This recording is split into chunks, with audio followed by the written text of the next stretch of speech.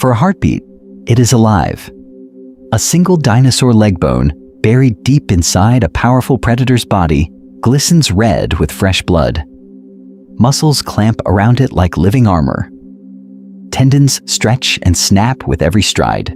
Above it, a strong chest rises and falls as a massive heart hammers against the ribs, flooding this bone with warmth and oxygen. Outside, other dinosaurs crash through ferns and mud, unaware that this bone's journey is about to begin. Then, everything stops. Jaws from another hunter slam shut. Flesh tears. The chest is punctured. That pounding heart falls silent. The predator crashes to the ground, its body twisting, its bones snapping as it hits the earth. For a moment, the forest is filled with dust, blood, and the echoes of dying roars. This leg bone, still slick with life, suddenly finds itself inside a carcass, lying in the open air of a dangerous world. Smash cut. The same bone, many millions of years later, lies dry and stone hard in a human hand. The blood is gone. The marrow is gone. Mineral crystals have replaced living tissue. It is a fossil, pulled from the ground after surviving one of the most brutal journeys on Earth. A 100-million-year struggle against time itself. For over 160 million years, dinosaurs ruled shifting continents under strange skies. Some were peaceful plant eaters that moved in herds across wide floodplains, but others were deadly predators with blade-like teeth and crushing jaws that turned entire environments into hunting grounds. Storms ripped through their forests. Rivers flooded and changed course. Continents drifted, while volcanoes poured ash across the land. Through all of this, almost every bone from every dinosaur was destroyed. Scavengers stripped carcasses with sharp teeth and powerful beaks. Bacteria and insects broke down flesh and cartilage. Sun, wind, and rain shattered exposed bones into dust. Scientists have evidence showing that less than a tiny fraction of all animals that ever lived became fossils at all. Most of the bones never even made it through a single season. Yet this one did. This episode follows a single, lucky bone that refused to disappear. From the violent death of its owner, through the chaos of rotting flesh and battling scavengers, it will pass into choking floods that bury it in sand and mud. Over millions of years, minerals will seep in, turning fragile bone into stone while tectonic plates grind, mountains rise, and entire climates shift overhead. How does any object survive that long without being crushed, melted, or erased? Scientists have developed powerful methods to trace this journey. There is evidence showing that ancient river systems, slow burial, and deep chemical changes in the rock all played an important role in preserving this single fossil. In the end, modern paleontologists, armed with satellite images, GPS, delicate tools, and high-resolution scanners, will uncover the bone and read its hidden record of environments long vanished. This is not just geology. It is a survival story written in minerals and fractures. From death to discovery, from living tissue to museum fossil, the next chapters will follow this one bone through 100 million years of danger. To tell this survival story clearly, the focus will narrow to a single predator and a single bone. Instead of jumping between many different dinosaurs, the episode will follow one mid-sized theropod from the late Jurassic or early Cretaceous, a dangerous hunter with strong legs and slicing teeth. Its leg bone will act almost like the main character, carrying the marks of every disaster that strikes it over many millions of years. In life, this animal hunted in a warm, river-rich environment filled with herds of plant eaters and competing predators. The first phase will show its final hunt and death. Was it brought down by a larger carnivore, injured in a desperate chase, or swept away by a sudden flood? Evidence showing that many fossils are found in ancient river channels will guide this scene, turning the last moments of the dinosaur into the first test of survival for the bone inside its leg. The second phase begins the instant the heart stops beating. Flesh loosens, blood cools, and the body becomes a target. Scavengers tear at the carcass with powerful jaws and sharp teeth, trampling and scattering bones. Bacteria invade soft tissue, gases build, and the skeleton starts to fall apart. This will be treated as a brutal gauntlet. Almost every natural force tries to destroy the leg bone completely. Only if it avoids being crushed, burned by the sun, or carried away, will it be ready for the next step. Phase 3 drops the bone into the dangerous world beneath the surface. Rapid burial in mud or sand must protect it from oxygen and further decay. Here, minerals in groundwater begin to seep into tiny spaces inside the bone, slowly replacing organic material with stone. Scientists have found that such conditions in floodplains and river deltas played an important role in preserving dinosaur bones. Each layer of sediment adds weight and risk, as pressure, chemical change, and shifting water tables could still erase the fossil before it fully forms. In the fourth phase, the solid rock containing the fossil is lifted, bent, and broken by tectonic forces. Mountains rise, continents drift, and earthquakes fracture the ground. The planet itself becomes one of the most relentless predators, trying to grind the fossil back into dust through erosion, landslides, and repeated freezing and thawing. Some cracks may threaten the bone, while others may eventually bring it closer to the surface, preparing it for discovery. The final phase brings human hands into the story. Paleontologists, guided by scattered fragments and subtle patterns in the landscape, will locate the exposed bone and carefully remove it from its rocky prison. In the lab, high-resolution scans and chemical tests will reveal growth rings, healed injuries, and traces of the ancient environment sealed inside. Scientists have gathered evidence showing that even a single bone can record climate shifts, diet, and the presence of other animals around it. Each phase of this journey will be presented as a case study in survival. What tried to destroy the bone? What rare events allowed it to endure? By the end, every dinosaur fossil in a museum will look different, as the mind rewinds through storms, floods, earthquakes, and chance events, back to a living animal racing across a dangerous world. Next, the story will return to the beginning of that race, stepping into the hunting grounds of this mid-sized predator to witness the day everything went wrong. The hunting grounds belong to a killer. Many millions of years ago, on a broad floodplain, cut by shifting rivers and seasonal storms, a mid-sized predator stalks between islands of fern and conifer. Some dinosaurs here are heavy, slow plant eaters, but this one is built for speed, precision, and sudden violence. Scientists have given this hunter a name that reflects its deadly design: Velociraptorix ferox. The first part, veloci, comes from the Latin for swift, hinting at its long, strong legs and rapid strides across wet sand and mud. Raptor refers to a thief or plunderer, a common term for predatory dinosaurs with grasping hands. The species name, ferox, means fierce. Together, the name tells other scientists that this animal was one of the most active and dangerous hunters in its environment. This theropod stretches around 8 meters from snout to tail. At the hip, its body stands taller than an adult human, and its weight exceeds that of a large polar bear. The long, deep skull is packed with blade-like teeth, each one recurved and serrated, built to slice through flesh and shear muscle from bone, evidence showing that similar predators could open their jaws wide and clamp down with tremendous force. Suggests that this animal could crush smaller bones and tear huge strips from larger prey. Compared to modern animals, its body is a collection of extreme features. The powerful hind limbs carry it in long, ground-covering strides, allowing it to chase down fleeing herbivores across open floodplains. The deep chest holds strong muscles for breathing, giving it the lung power needed for high-speed, high-risk hunts that might last several minutes.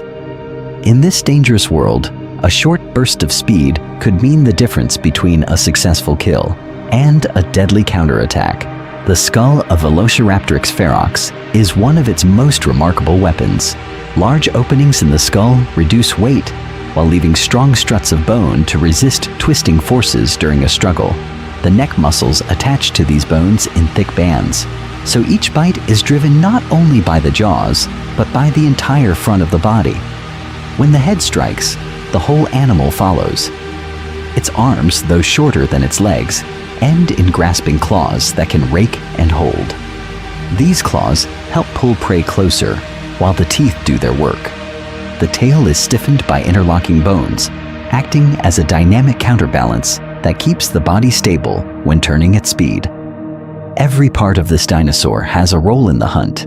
Every movement is tuned for sudden, violent impact. Yet this powerful predator is not invincible. High-risk hunting means broken ribs, torn muscles, and constant danger from larger rivals and desperate prey. The real story of the single bone, followed in this journey, begins not with a victorious charge, but with the moment those strong legs finally fail and the body crashes to the ground. What chain of events will turn that fall into a fossil? The next stage reveals how death on a muddy floodplain can, against all odds, play an important role in preserving one small piece of a vanished world. The body that has just crashed into the mud does not fall in an empty world. It drops into an environment that many millions of years ago was built to both sustain life and destroy it. Around 100 million years in the past, during the mid-Cretaceous, this region lay on a warm, swollen Earth. When global sea levels were high and shallow inland seas flooded the edges of continents. At that time, the land that will one day become a semi-arid badlands looked completely different. Instead of dry hills and scattered shrubs, broad green lowlands spread out for hundreds of kilometers. Slow meandering rivers cut across a wide floodplain, splitting and rejoining, leaving behind curved oxbow lakes and muddy backwaters. Seasonal storms rolled in from distant seas, dropping heavy rain that turned quiet channels into powerful, overflowing torrents. Scientists have evidence showing that this ancient landscape occupied part of a large continental mass, not a narrow strip of coast. Dense forests of conifers, ferns, and flowering plants lined the river margins, while open grassy meadows did not yet exist. In their place grew low, leafy plants and horsetails that turned the floodplain into a patchwork of thickets and open ground. Every rise, hollow, and river bend offered both shelter and danger. Into this setting moved herds of giant plant-eating dinosaurs. Long-necked sauropods waded through the shallows, their massive bodies shaking the ground as they stripped branches high above the water. Stocky ankylosaurs, armored with strong bony plates and heavy tail clubs, browsed closer to the ground. Fast-running ornithopods gathered in nervous groups, ready to bolt at the first sign of movement, their slender legs carrying them across the wet sandbars and grassy margins. The rivers themselves were crowded with threats. Large crocodile-like predators waded in the murky shallows, their eyes just above the surface, ready to lunge at anything that stepped too close. Early birds flapped between trees and sandbanks, while pterosaurs with long wings and narrow jaws soared overhead, tracing the river's path as they searched for fish and small animals. In the undergrowth, small mammals hid in burrows and roots, living mostly in the shadows of the larger dinosaurs. Within this rich ecosystem, the fallen predator was one of the most dangerous hunters on the floodplain. Its strong legs, deep chest, and heavy skull allowed it to patrol both open plains and river margins. Serrated teeth lined its jaws, built to tear flesh from the flanks of sauropods or slice through the softer bodies of young ornithopods. It targeted the weak, the very young, and the injured, and often stole kills from smaller carnivores that could not challenge its power. Scientists have found fossils with bite marks that match similar predators, evidence showing that such hunters regularly fed along riverbanks and on carcasses left by floods. In life, This animal played an important role in keeping herbivore populations in balance and in recycling dead flesh back into the environment. But the same rivers that fed its hunts also held the key to its fate. Every storm that swelled these channels carried sand, silt, and muddy debris across the floodplain. When those waters spilled over their banks, they spread fresh layers of sediment over low ground, burying plants, tracks, and sometimes entire skeletons. These floods were not just passing events. They were slow, grinding machines that could hide bones from scavengers and weather. How will this particular carcass meet that moving curtain of mud and water, and which single bone will be lucky enough to vanish beneath it? As the river winds through its floodplain, the predator is already there, a shadow moving between tree ferns and low conifers. For millions of years, hunters like this theropod have patrolled these channels, using the broken light and dense vegetation as cover. Ahead, a herd of bulky plant-eating dinosaurs drifts toward the water's edge, their heavy bodies sinking slightly into the damp ground with each step. The hunter slows, each clawed foot placed with careful precision. Its long, muscular tail stretches behind like a living counterweight, flicking slightly to correct balance as it weaves between fallen trunks. Strong hind limbs coil and uncoil in silence. Forward-facing eyes lock onto a single target at the edge of the herd, a younger animal that lags behind the adults. In this ancient environment, hesitation can mean hunger. When the gap appears, the theropod explodes into motion. Powerful legs drive it forward in a series of rapid strides, tail held stiff to steady the charging body. The ground trembles as it closes the distance. Its skull, one of the most dangerous weapons in this ecosystem, lowers and angles toward the neck and flank of its victim. Muscles fire in perfect sequence, the result of an anatomy shaped by many millions of years of predation. The jaws slam shut with crushing force. Thick, serrated teeth punch through flesh, tearing long gashes and sending blood spraying across the riverbank. Clawed forelimbs rake along the victim's side, adding new wounds that will bleed heavily. Scientists have found fossils of similar plant eaters with deep grooves and punctures that match such teeth, evidence showing that attacks like this were common events along ancient rivers. But this hunt does not follow the usual script. The wounded herbivore thrashes in panic, its massive tail whipping through the air with surprising speed. In a single, badly timed moment, that heavy tail strikes the theropod's hip and upper leg with tremendous force. Bone meets moving mass. The predator stumbles sideways toward the water. As it falls, the right hind limb twists under the body. Inside that leg, a major weight-bearing bone takes the full impact. It fractures with a sudden, tearing crack. Tiny splinters radiate from the break, and microscopic cracks spread through the inner structure. Blood floods the surrounding tissue, forcing its way into every new space. This internal damage will later play an important role in how minerals move through the bone. The struggle surges into the shallows. The herbivore's weight drives the predator down, pressing its chest and head into churning water. More bones snap, ribs flex and fail. Airways fill with mud-streaked river water. In seconds, the hunter's powerful muscles are useless, its strong tail drifting limply as life drains away. By the time the herd has fled, the body lies twisted near the bank, jaws half open, teeth still bared in a final, silent threat. Scavengers already circle at the edge of the trees, drawn by the scent of blood. The countdown to decay has begun, and that shattered leg bone is about to enter the most dangerous lottery on Earth. Will it be destroyed or buried just in time? For millions of years, death on these floodplains has not brought silence. It has called in a different kind of crowd. As the giant herbivore's heart stops, the smell of fresh blood begins to drift on the warm air, sending an invisible signal across the ancient environment. Within hours, the first visitors arrive.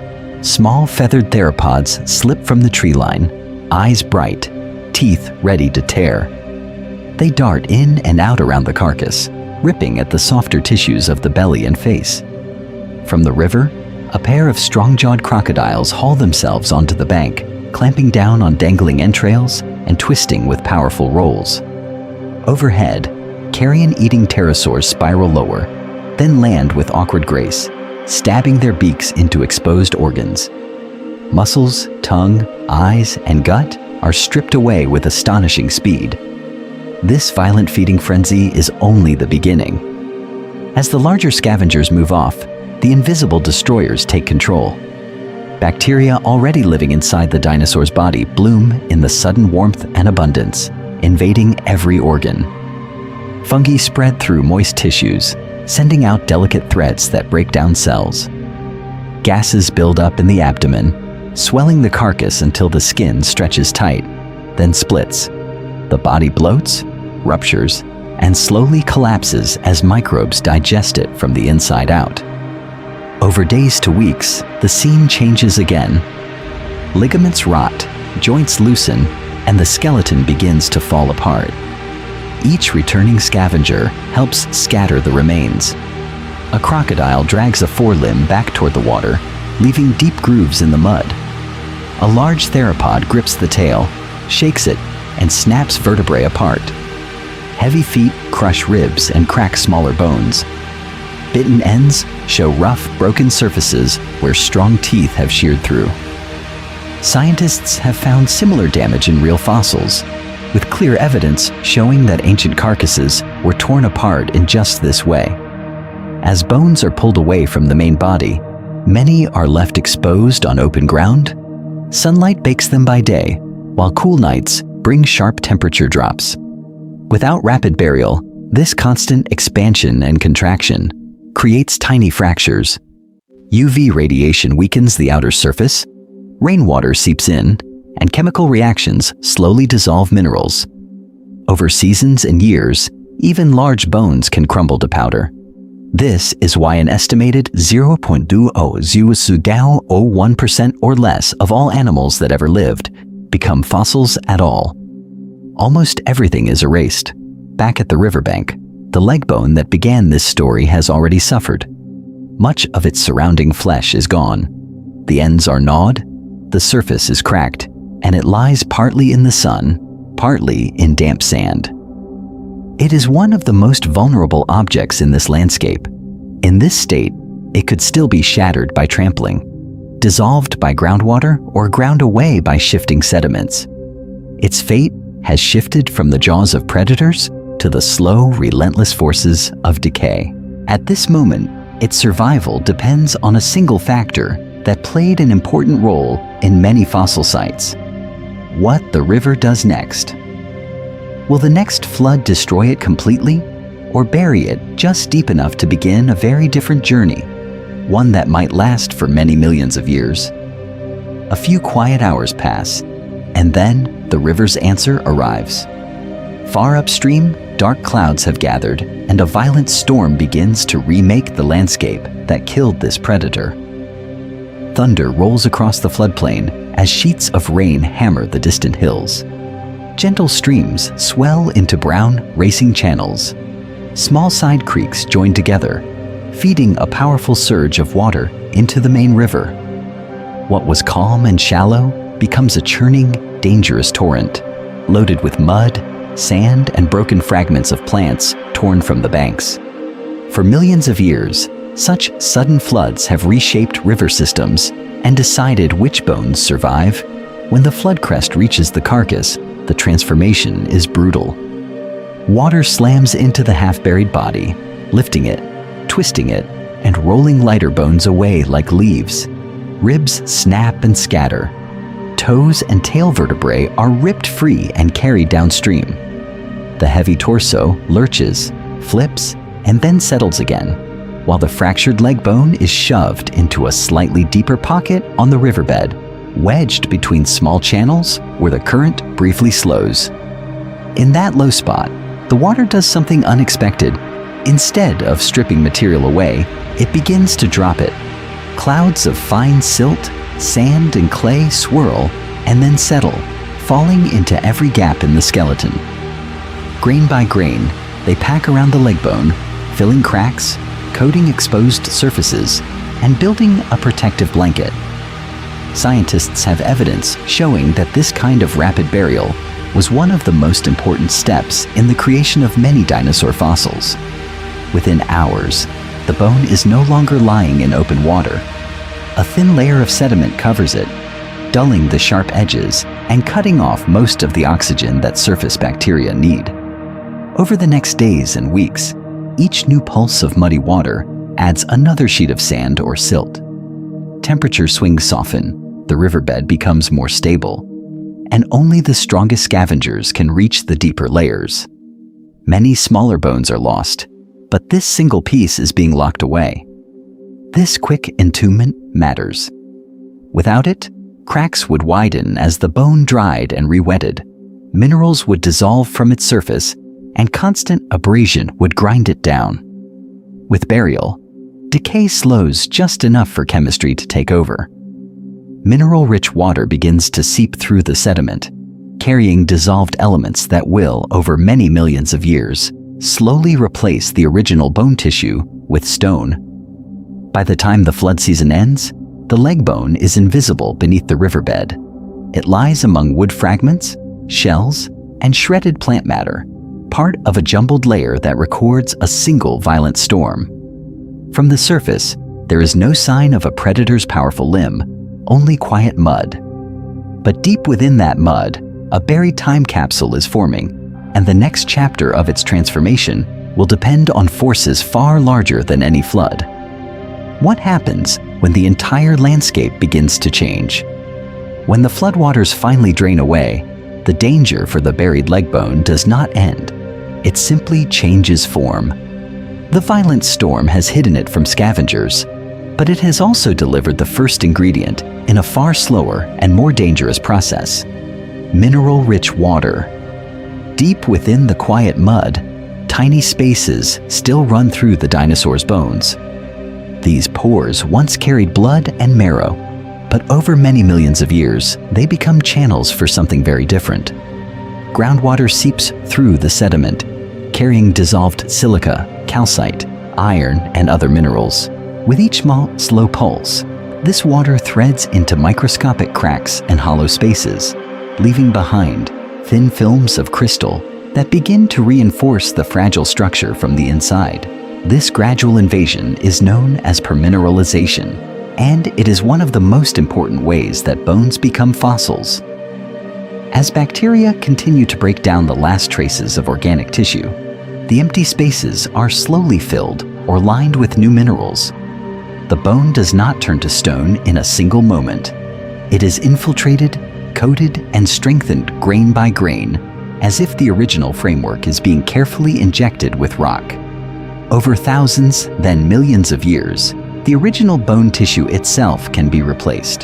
Calcium from the dinosaur's skeleton may dissolve away, while new minerals crystallize in its place, preserving the shape but changing the substance.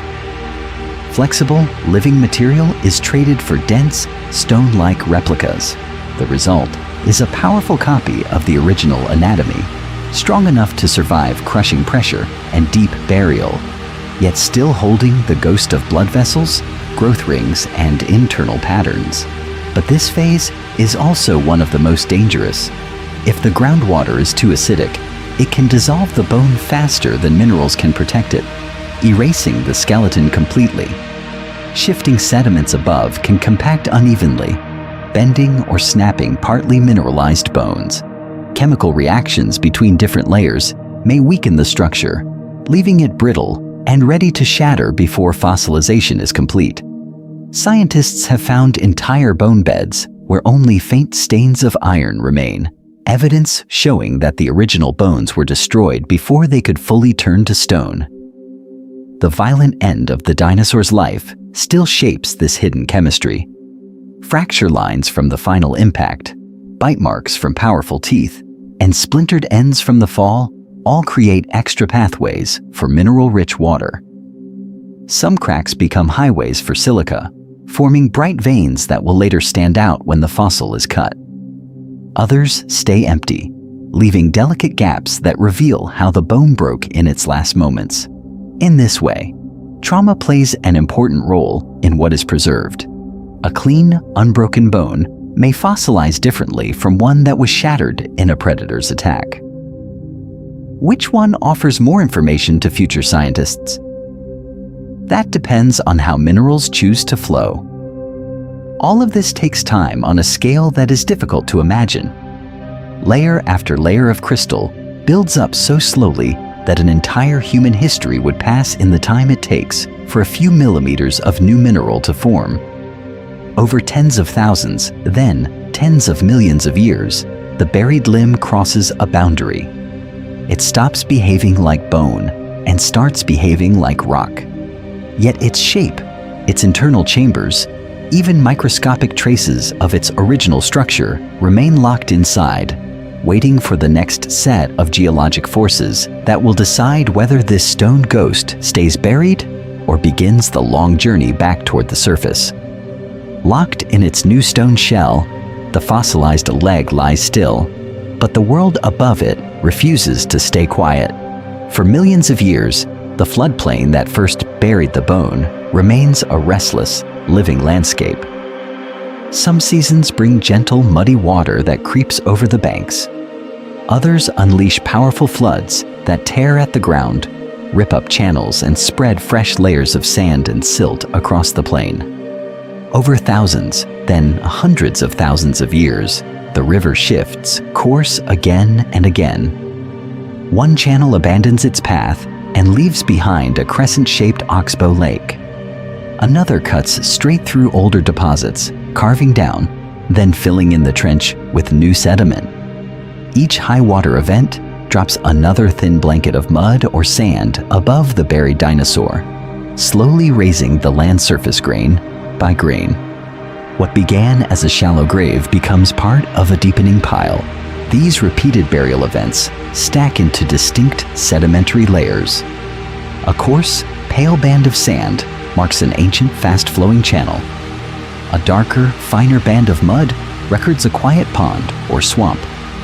Thin, flaky layers of clay may come from distant volcanic ash, settled from the sky and washed into the basin. Scientists have evidence showing that such sequences, built one on top of another, can reach hundreds of meters thick over many millions of years. Each layer is a separate snapshot of the changing environment, frozen in place. As the pile grows heavier, the weight of all this material presses down on the layers below. Water trapped between grains is slowly squeezed out. Sand grains are pushed tightly together, while minerals carried in the remaining water begin to cement them. Soft sediment turns into sandstone, mud into mudstone or shale. Around the dinosaur leg, the once loose matrix hardens into solid rock, gripping the fossil on all sides. The bone is locked inside a stone coffin, protected by its own burial, but also trapped by it. Within these layers, other traces of life are sealed away. Leaves settle into quiet backwaters and leave delicate impressions. Fallen logs become waterlogged and buried, sometimes turning into coal. Shells from freshwater mollusks, the scales of ancient fish, and the scattered bones and teeth of other dinosaurs all disappear beneath the surface. The leg bone that once carried a powerful animal across the floodplain is now only one of the most ordinary remains in a vast, hidden archive of fossils, most of which will never be exposed again. Yet even this thickening stack of rock does not stand still. The entire floodplain rides on a moving tectonic plate, drifting slowly across the planet. Over tens of millions of years, that motion will carry these hardened layers toward zones of compression, where continents collide, crust buckles, and deep pressure builds. Will this buried limb survive the next stage, as rocks are folded, fractured, and lifted toward the light? Or will it finally be crushed in the forces that played an important role in shaping whole mountain ranges? As those forces close in, the fossilized limb is no longer just lying in quiet rock. It is riding on a moving slab of crust, part of a tectonic plate that drifts a few centimeters each year, but travels hundreds of kilometers over tens of millions of years. The once still floodplain is now cargo on a restless planet. For millions of years, this plate inches toward another, carrying its load of sediments, fossils, and buried environments. Scientists have evidence showing that such motion slowly rearranged whole continents, bringing distant coasts together and tearing supercontinents apart. What was once a low, muddy river system becomes the front line of a future collision between massive blocks of crust. As the plates converge, powerful compressive forces begin to squeeze the region. Sedimentary layers that were flat and horizontal start to buckle. In some places, the rocks bend gently into broad folds, like a slowly pressed carpet. In others, the strain becomes too great and the layers fracture, breaking along sharp faults that slice through sandstone, mudstone, and the bones hidden inside. The fossilized limb is caught in this deformation. The rock around it flexes, and the bone, now turned to stone itself, is forced to bend with it.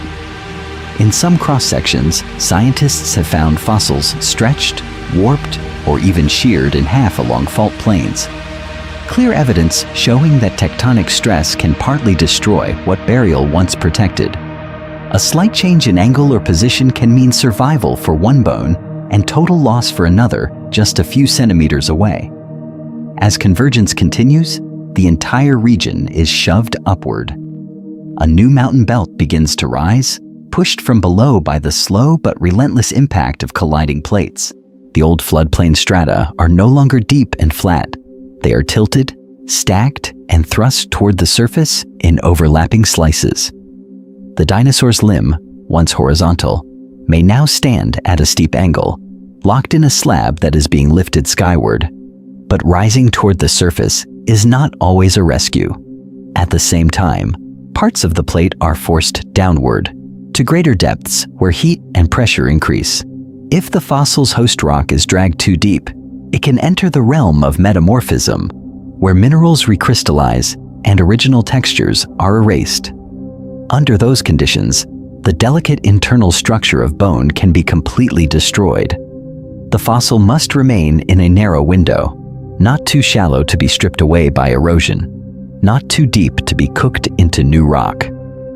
For the moment, this limb remains in that fragile zone. It is entombed in a tilted slab within a rising mountain range, intact but crisscrossed by tiny fractures, its mineral-filled pores under constant stress.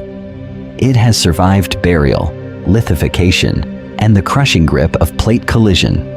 But high peaks invite powerful new agents of change, from freezing water to grinding glaciers. As the mountains rise and the overlying rocks begin to wear away, will erosion finally reveal this bone to the open air? Or will the same forces that lift it up also grind it to dust before any eyes ever see it again? For a moment, the mountains seem eternal. Then time speeds up. For millions of years, winters and summers flicker past like a beating pulse, and the world above the buried bone refuses to stay the same. An inland sea that once pushed warm, salty water across the continent begins to retreat. Shorelines creep away, deltas dry into plains, and broad wetlands that fed herds of dinosaurs turn into dusty river valleys. Scientists have evidence showing that coastlines in the Cretaceous shifted hundreds of kilometers as sea levels rose and fell. Each change brought a new environment above the silent fossil, from swamp forests buzzing with insects to open floodplains swept by seasonal storms. Climate itself swings between greenhouse warmth and cooler, drier phases. Many millions of years ago, dense conifer and fern forests covered the lowlands, but later, tougher flowering plants and early grasses spread across wide areas. Fire races through some of these landscapes, turning whole hillsides into glowing lines of flame. Ash settles, soil forms, and fresh roots push down through the rock layers, but they stop far above the bone, which remains locked in darkness. While the buried fossil waits, mountains that once towered over the region begin to wear away. High peaks are attacked by freezing water that seeps into cracks, expands as ice and breaks strong rock into fragments. Glaciers carve deep valleys, and rivers carry cascades of sediment far from their source. Grain by grain, the very ranges that lifted the bone toward the surface are ground down and spread into distant basins, building new layers of sand and mud on top of other fossils. On the surface, life never pauses. Entire ecosystems appear and vanish above the hidden bone. Herds of duck-billed dinosaurs graze along riverbanks, while horned species lower their frilled skulls against powerful predators. Later, other dinosaur lineages take over the same ground, then disappear in turn. Each generation leaves tracks, nests, and bones, but almost all are erased. Only a tiny fraction become fossils, and this single bone is one of the most unlikely survivors of that brutal lottery. Far away in time yet connected by the same planet, the end Cretaceous extinction strikes. An asteroid impact and massive volcanic eruptions reshape climate and destroy most non-avian dinosaurs. Scientists have gathered evidence showing that this global disaster played an important role in clearing ecological space for mammals.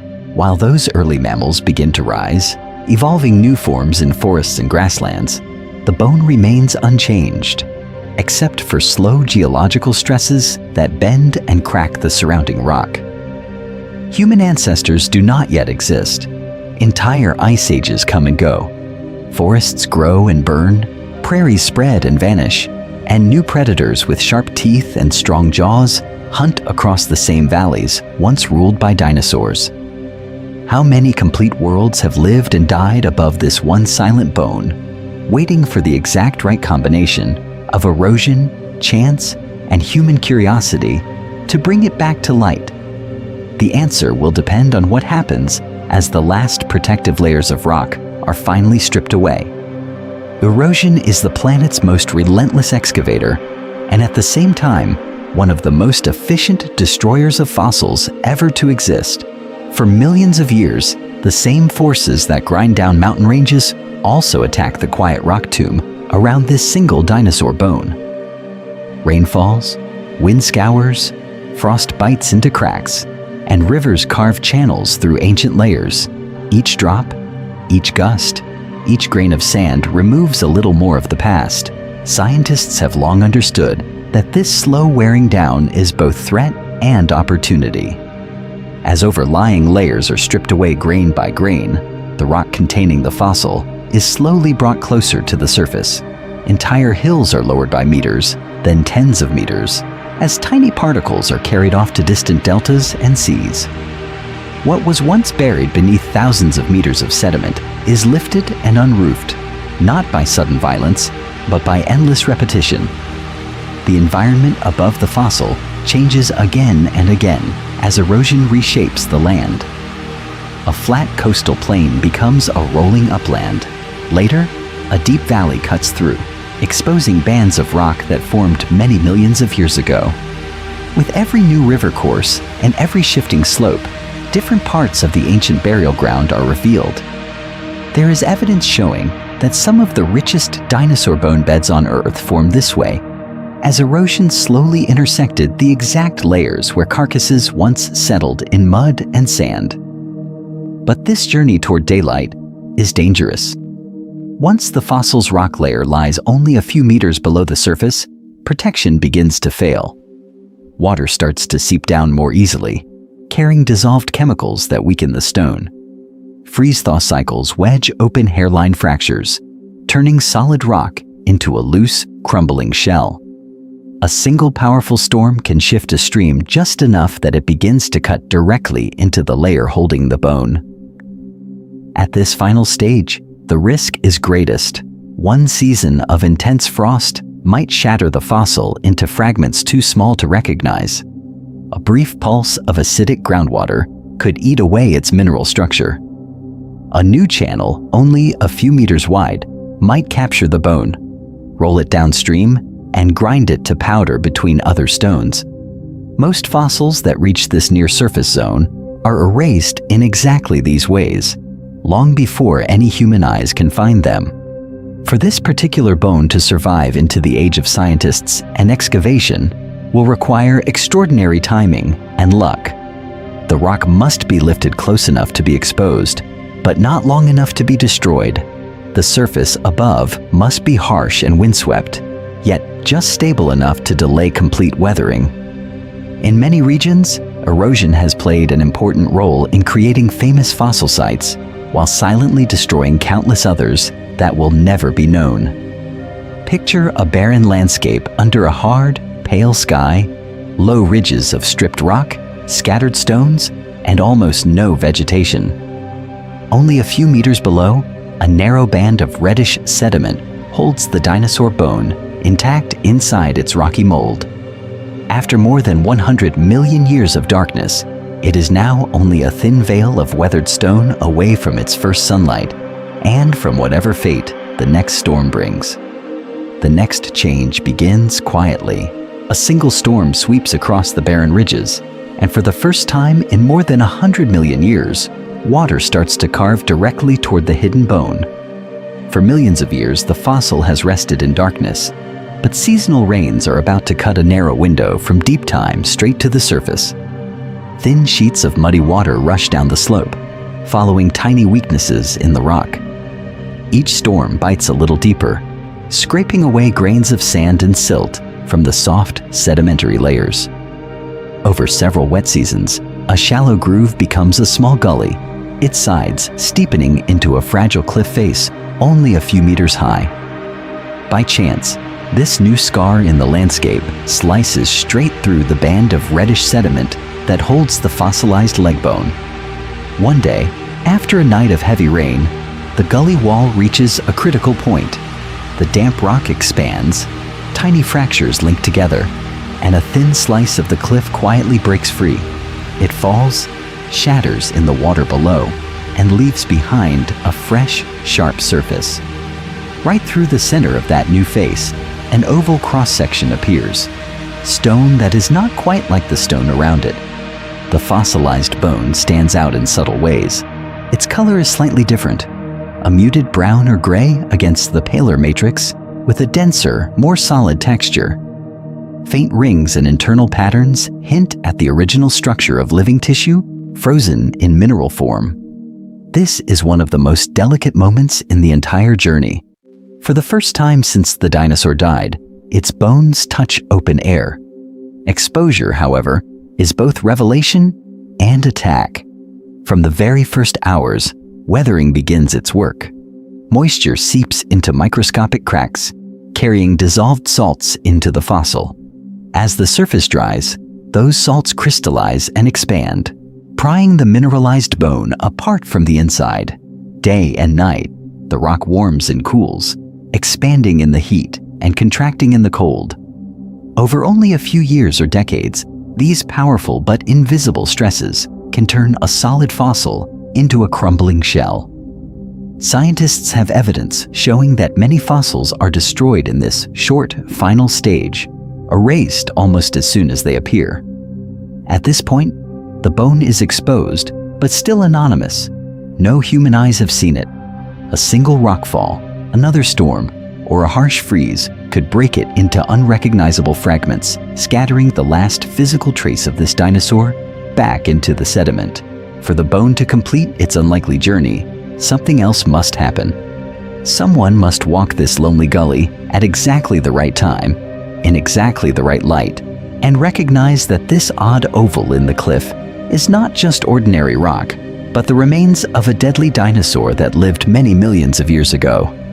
Who will find it first? Erosion or a trained pair of eyes? High above that lonely gully, the land is harsh and bright. The sun beats down on a maze of badlands and desert ridges, where twisted shrubs cling to dry soil and the wind cuts across bare rock. Into this landscape walks a small team of paleontologists, packs heavy with water and plaster, hands carrying rock hammers, GPS units, and field notebooks that may soon record one of the most important finds of their careers. They are not wandering at random. Long before boots hit the ground, scientists have traced colored bands on geological maps, marking layers known to date from the age of large predatory dinosaurs. Satellite imagery has revealed the shapes of eroded cliffs and gullies, where fresh exposures cut through the right formations. Old field reports and earlier fossils guide them towards specific hillsides, where rock of the correct age and type has the best chance to hold buried bones from many millions of years ago. On the ground, the hunt slows to a careful scan. The team spreads out along a slope of crumbly clay and sandstone, eyes sweeping across the surface. Every few steps, someone pauses to study a fragment. Was that just a pebble, or something more? In this work, the difference between ordinary stone and fossil bone may be subtle. A hint of texture, a curve that does not quite fit the natural fracture of rock, a color that stands out against the surrounding sediment. Over years in the field, paleontologists train their vision to recognize those clues. Real bone, even after turning to stone, often shows a porous interior, like tiny honeycomb chambers where blood vessels once ran. A broken edge may display a thin dark rind or a smooth dense core. There is evidence showing that certain shades of brown, black, or deep red often signal mineralized bone, while the host rock remains pale or chalky. This pattern recognition, built from thousands of glances and mistakes, has played an important role in almost every major dinosaur discovery. The work is patient, and it is dangerous. The same forces that expose the fossil also make the terrain unstable. Loose scree slides underfoot, narrow ledges crumble without warning, and sudden storms can turn dry gullies into violent channels of water and mud. Long days in intense heat drain strength, while wind-driven sand stings exposed skin and eyes. At any moment, a promising site might erode away, taking fragile fossils with it before they are ever seen. There is another risk, quieter but just as real. What if a vital bone is sitting in plain sight and no one notices? What if one step too far to the left means it remains hidden for another 1,000 years? In this race between erosion and observation, timing is everything. On a narrow bench beneath a steep cliff, one paleontologist pauses mid-step. A small half-moon shape juts from the wall, its surface weathered but strangely familiar. The curve is too regular, the interior too finely porous to be ordinary rock. For the first time since it left living flesh, the stone that once formed a lethal leg bone of a powerful predator meets a trained human gaze. The hunt has found its target, and the next stage of the journey is about to begin. The fieldworker leans closer to the outcrop, the wind dropping away as attention narrows to that half-moon shape in the rock. For millions of years, this fragment lay hidden in silence, but in a single careful moment, its true nature begins to emerge. A soft brush moves across the surface, sweeping away loose dust and grains of sand. Each stroke clears the boundary between fossil and stone, tracing the curved outline of the exposed cross-section. The surrounding matrix is rough, speckled, and irregular, but the exposed arc has a different character. It is more regular, more deliberate, as if it once formed part of a powerful moving limb rather than a random fracture in ancient sediment. Scientists have long relied on these small contrasts to recognize fossils in the field. Color is one of the most immediate clues. The host rock may be pale tan or reddish, yet the bone stands out in a deeper brown or muted gray, sometimes with a faint sheen where minerals have soaked into its structure. This color difference is not decoration. It is evidence showing that minerals have slowly replaced organic tissue, turning once living bone into stone over many millions of years. Texture offers another critical signal. The broken interior of the fragment reveals a fibrous, porous pattern with tiny holes and channels where blood vessels once passed through strong living bone. In contrast, the matrix looks more granular, its grains packed without any organized internal structure. Along the outer edge, the fossil surface is smoother and denser, forming a natural casing that is very different from the crumbling rock beside it. This combination of porous interior and compact outer wall is one of the most reliable signatures of fossilized bone. Experience sharpens these observations into near instinct. Seasoned field paleontologists have handled thousands of rocks and bones, and their eyes are trained to notice subtle curves that hint at joint surfaces or the long, gently tapering shapes of limb shafts. A random stone often breaks in jagged, unpredictable ways, but a bone fragment preserves geometry. Even in cross-section, the arc of a hollow limb bone, with its thick outer wall and central cavity, separates itself from the chaos of the surrounding environment. Here, the scientist pauses and considers a crucial question. Is this an isolated scrap, or the visible tip of something far larger? The exposed semicircle is traced mentally into the rock, projected forward and backward, up and down, testing possible orientations. Could this be the midshaft of a long bone lying horizontally? Or the upper portion of a leg segment plunging deeper into the hillside?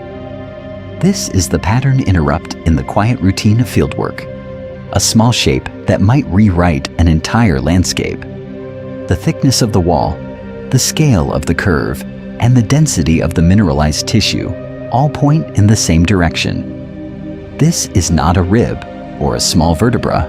It is a substantial limb bone from a large theropod predator that hunted many millions of years ago. In that realization, the fragment stops being just an object. It becomes a doorway.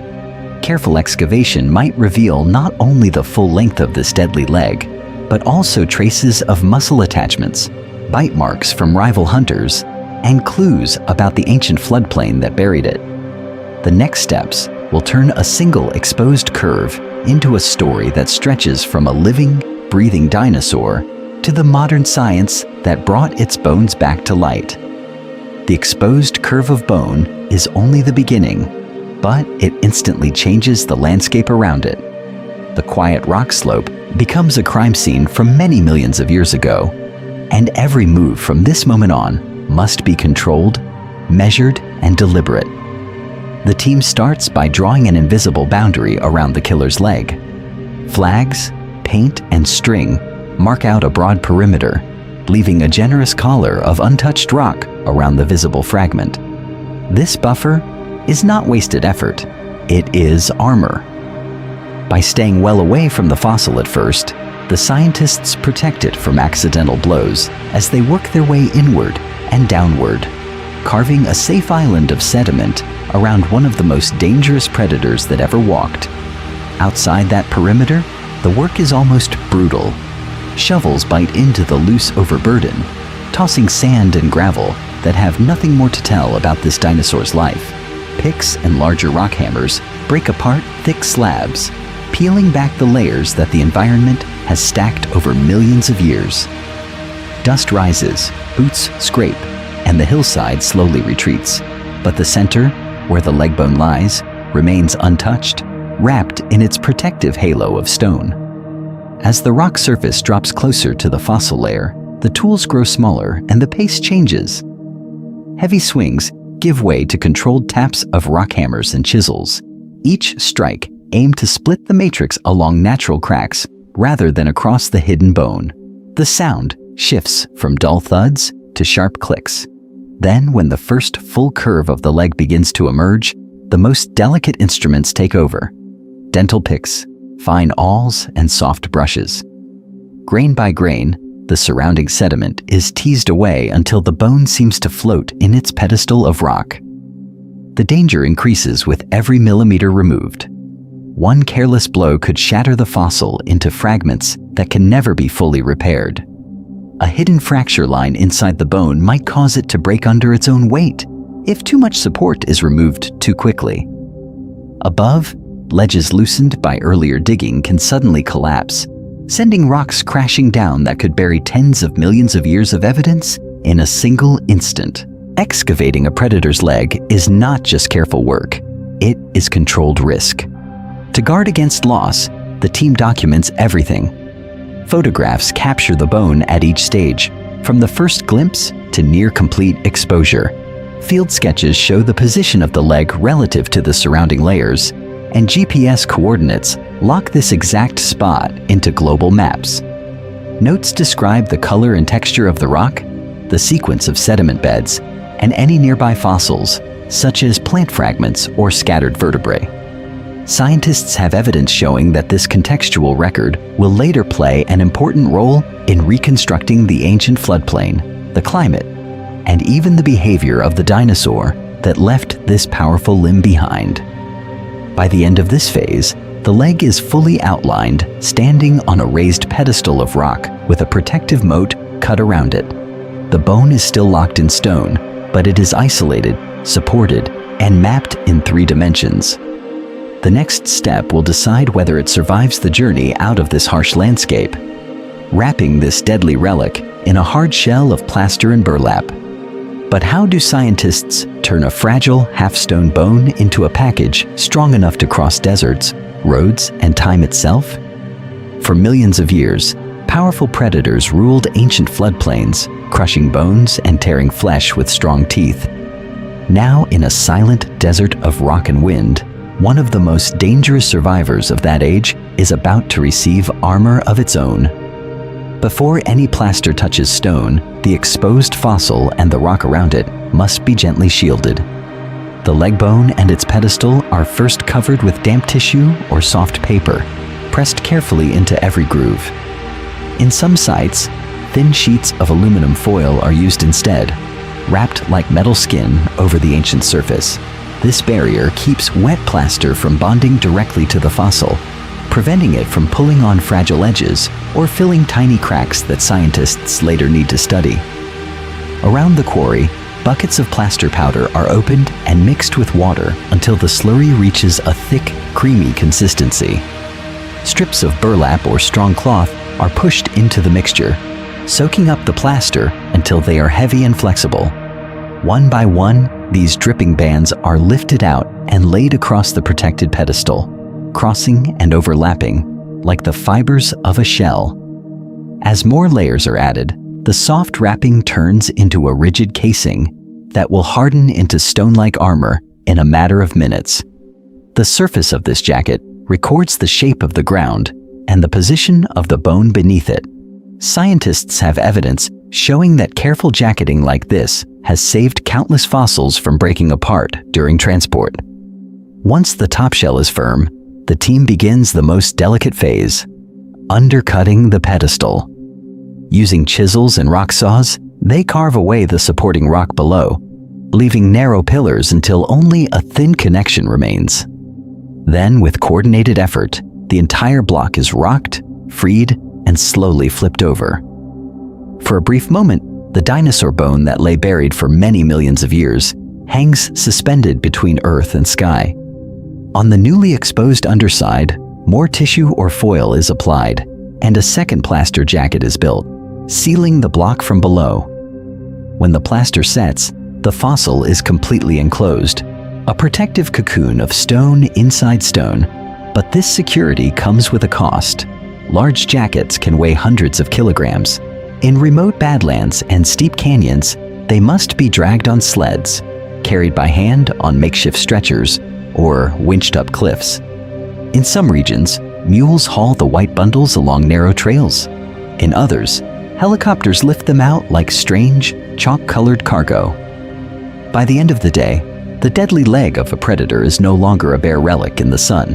It is sealed in white plaster, labeled with field numbers, coordinates, and nodes that played an important role in recording its exact environment. Loaded onto a truck or sling, it begins its final journey, leaving wind and erosion behind for a different world. The bright lights, precise tools, and controlled analysis of the laboratory, where its secrets will finally be revealed. The white plaster jacket leaves the desert behind and enters a different kind of landscape.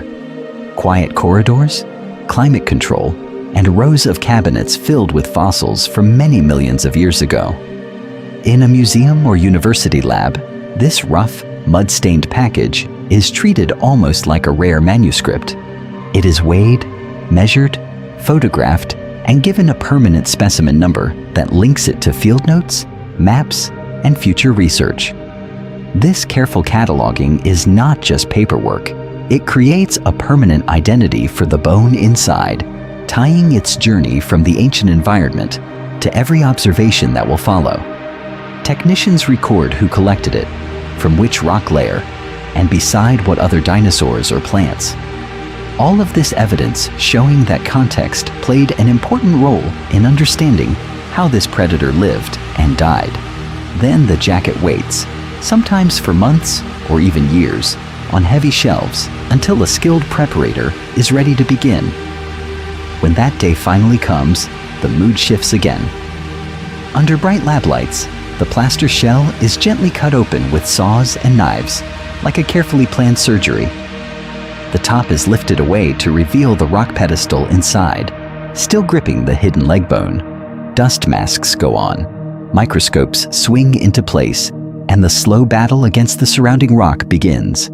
Instead of shovels and chisels, the tools are delicate and precise. Air scribes, tiny vibrating needles powered by compressed air, chip away grains of sandstone one at a time. Dental picks and steel needles work into tight corners. Micro sandblasters fire fine powder that erodes the matrix but spares the stronger fossil surface. The preparator often works under magnification, watching each millimeter of progress as if it were one of the most important operations in science. Here, time stretches. Large dinosaur bones can demand hundreds of hours of labor. Every few minutes, the work pauses so cracks can be stabilized with thin consolidants that seep into the fossil, hardening it from the inside. Wider breaks are bridged with special adhesives, clamping ancient fractures that may have started in the ground millions of years earlier. Scientists have learned that rushing this stage can destroy critical evidence in a single slip, so the rock comes off slowly, almost grain by grain. As the surface emerges, the bone begins to speak. Muscle attachment scars appear as ridges and pits, marking where powerful tendons once anchored. Faint vascular grooves trace the paths of blood vessels that fed growing tissue. Under strong magnification, the outer bone texture reveals age, growth rate, and even signs of disease or injury. Could a healed crack hint at an earlier hunt gone wrong? Could a roughened patch near the joint suggest infection at the end of the animal's life? Piece by piece, the leg bone is lifted free from its rock cradle and placed on foam supports under steady lab lights. Most of the matrix is gone. The surface is clean, stable, and fully exposed. It has crossed from buried relic to scientific specimen, carrying hard evidence showing that a real predator walked, ran, and killed in that vanished environment. The next question waits in the air. Exactly what kind of killer did this single silent bone once belong to? Under the lab lights, the leg bone looks silent and simple. But for paleontologists, it becomes a question that demands an answer. For millions of years, this single fossil survived crushing rock and shifting continents. Now it must reveal which predator carried it through an ancient world filled with danger. The first step is comparison. The prepared bone is set beside reference collections of other dinosaur fossils and against detailed drawings and photographs in thick monographs. Scientists study the overall shape of the shaft, the flare of the joints, and the pattern of ridges where powerful muscles once attached. A certain curve on the outer edge, a particular notch near the knee, or the angle of a joint surface can link it to a specific group, while even small differences can warn that it belongs to something else entirely. Some bones are highly distinctive. Skulls with their complex joints, sinuses, and teeth can be like fingerprints for dinosaurs, separating one genus from another with fine precision. But limb bones, especially in related predators that all needed to run, pounce, and hold struggling prey, are often more conservative.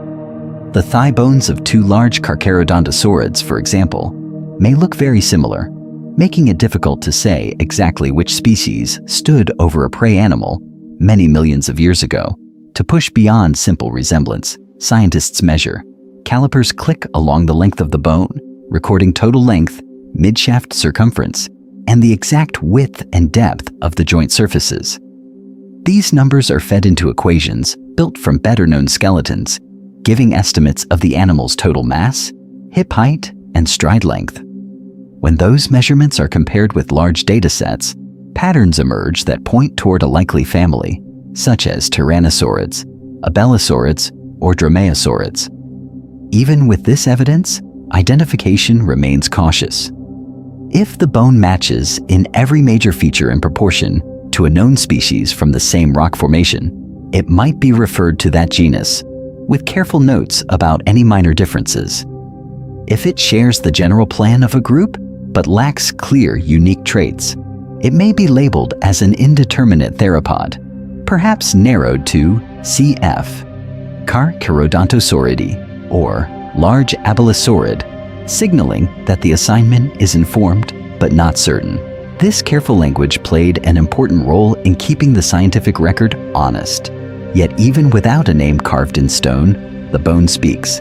Its thickness and muscle scars show a strong, active hunter built for running or for sudden, explosive lunges. The joint surfaces hint at how far the limb could swing, how stable the knee was, and how much force it could drive into a struggling victim. In a single fossil, there is evidence showing that a predator once moved through that vanished environment, shaping herds, competing with rivals, and helping structure one of the most complex ecosystems on Earth. The next challenge is to place that unnamed hunter back into its world, the climate, the prey, and the deadly rivals that shared its hunting grounds. To place this unnamed hunter back into its world, scientists first have to read its weapon. This single leg bone, stripped of flesh and hidden in rock for millions of years, still carries the blueprint of how the animal moved, chased, and killed. The overall build of the bone is the first clue. Its cortical walls are thick, forming a dense outer shell that resists bending and cracking.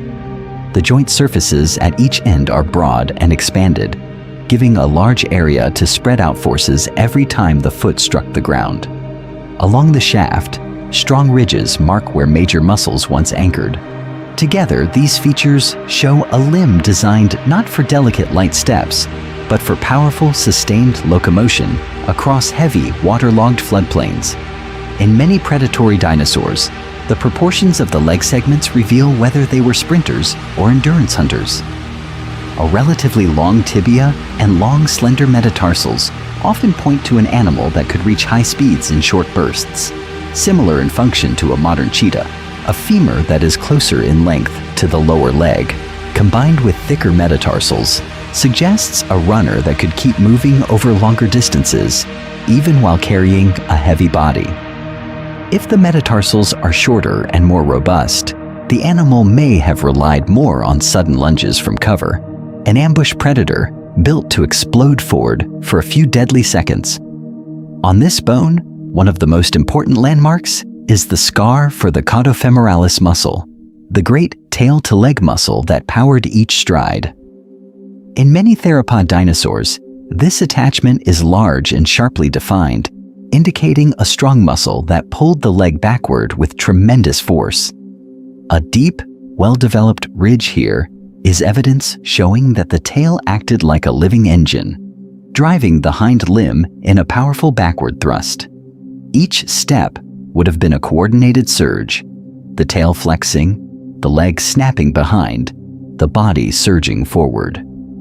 By combining these anatomical clues with body mass estimates taken from related fossils, scientists have created models of potential running speeds and maneuverability.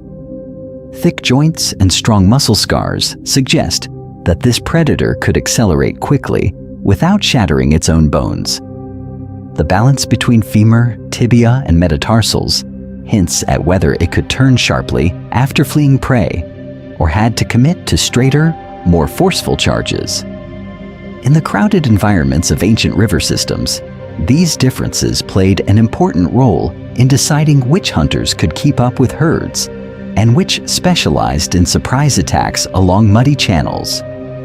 Even without teeth, claws, or skull, This leg bone alone testifies to a life filled with violent chases, sudden lunges, and lethal encounters on shifting floodplains many millions of years ago.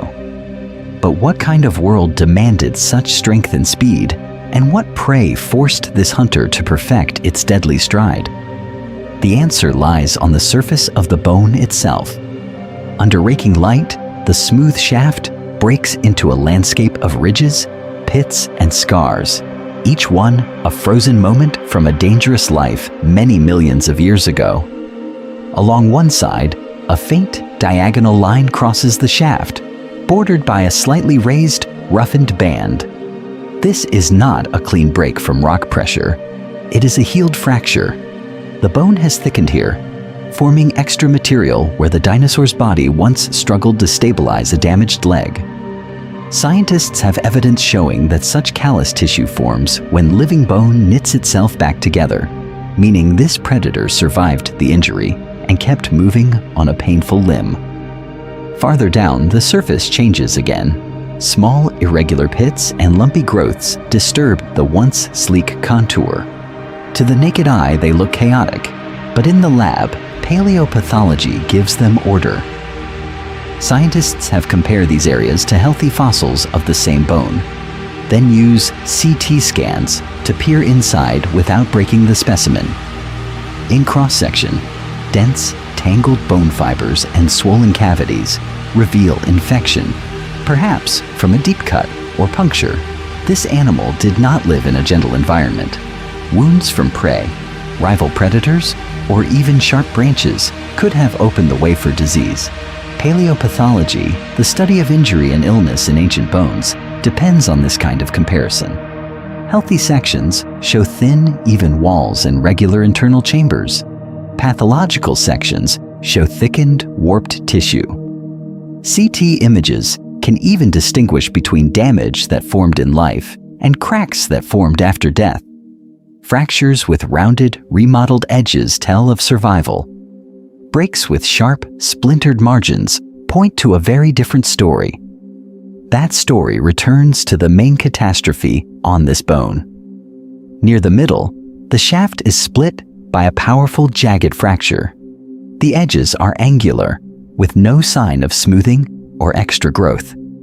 Inside, CT scans reveal radiating microcracks that stop abruptly, as if the bone failed in an instant. Scientists have taken this pattern as one of the most reliable signs of a fresh break at or near the time of death, consistent with a sudden fall, a crushing impact in a river channel, or a violent collision during a hunt. At the ends of the bone, another kind of violence appears. Shallow grooves and paired punctures bite into the surface, spaced like the teeth of a medium-sized predator. Some cuts slice across the broken edge, showing that scavengers arrived after the main fracture. Even in death, this hunter's body played an important role in the food web, its strong bones and remaining flesh feeding smaller carnivores on the floodplain. Taken together, these marks turn the fossil into a biography. This is not just a static object locked in stone. It is a record of pain, healing, infection, scavenging, and a final, catastrophic break. Written in the altered tissue of a single dinosaur bone and preserved for millions of years. All of this damage and healing is written in the bone, but one question still hangs over it like a shadow. When did this life and this pain actually happen? To answer that, scientists must step back from the single bone and read the layers of the Earth itself. For millions of years, sediments have been building up on ancient floodplains, river channels, and shallow seas. Each new layer of mud, sand, or ash settles on top of the last, forming a vertical timeline. This is the principle of stratigraphy. In an undisturbed stack of rocks, the oldest layers lie at the bottom and the youngest at the top. Our dinosaur bone sits in one of these layers, locked between older rocks below and younger rocks above, giving it a relative position in Earth's history. This relative order is only the beginning. In some places, thin beds of volcanic ash cut through the sequence like timestamps. When a distant volcano erupted many millions of years ago, fine ash rained down over a huge region, settling as a pale band that hardened into rock. Inside these ash layers, radioactive elements such as uranium and potassium began to decay at steady, measurable rates. By using methods such as uranium-lead or argon-argon dating, scientists have obtained precise ages from these crystals, sometimes with errors of only a few 100,000 years. The dinosaur bone itself is usually no longer suitable for this kind of direct dating.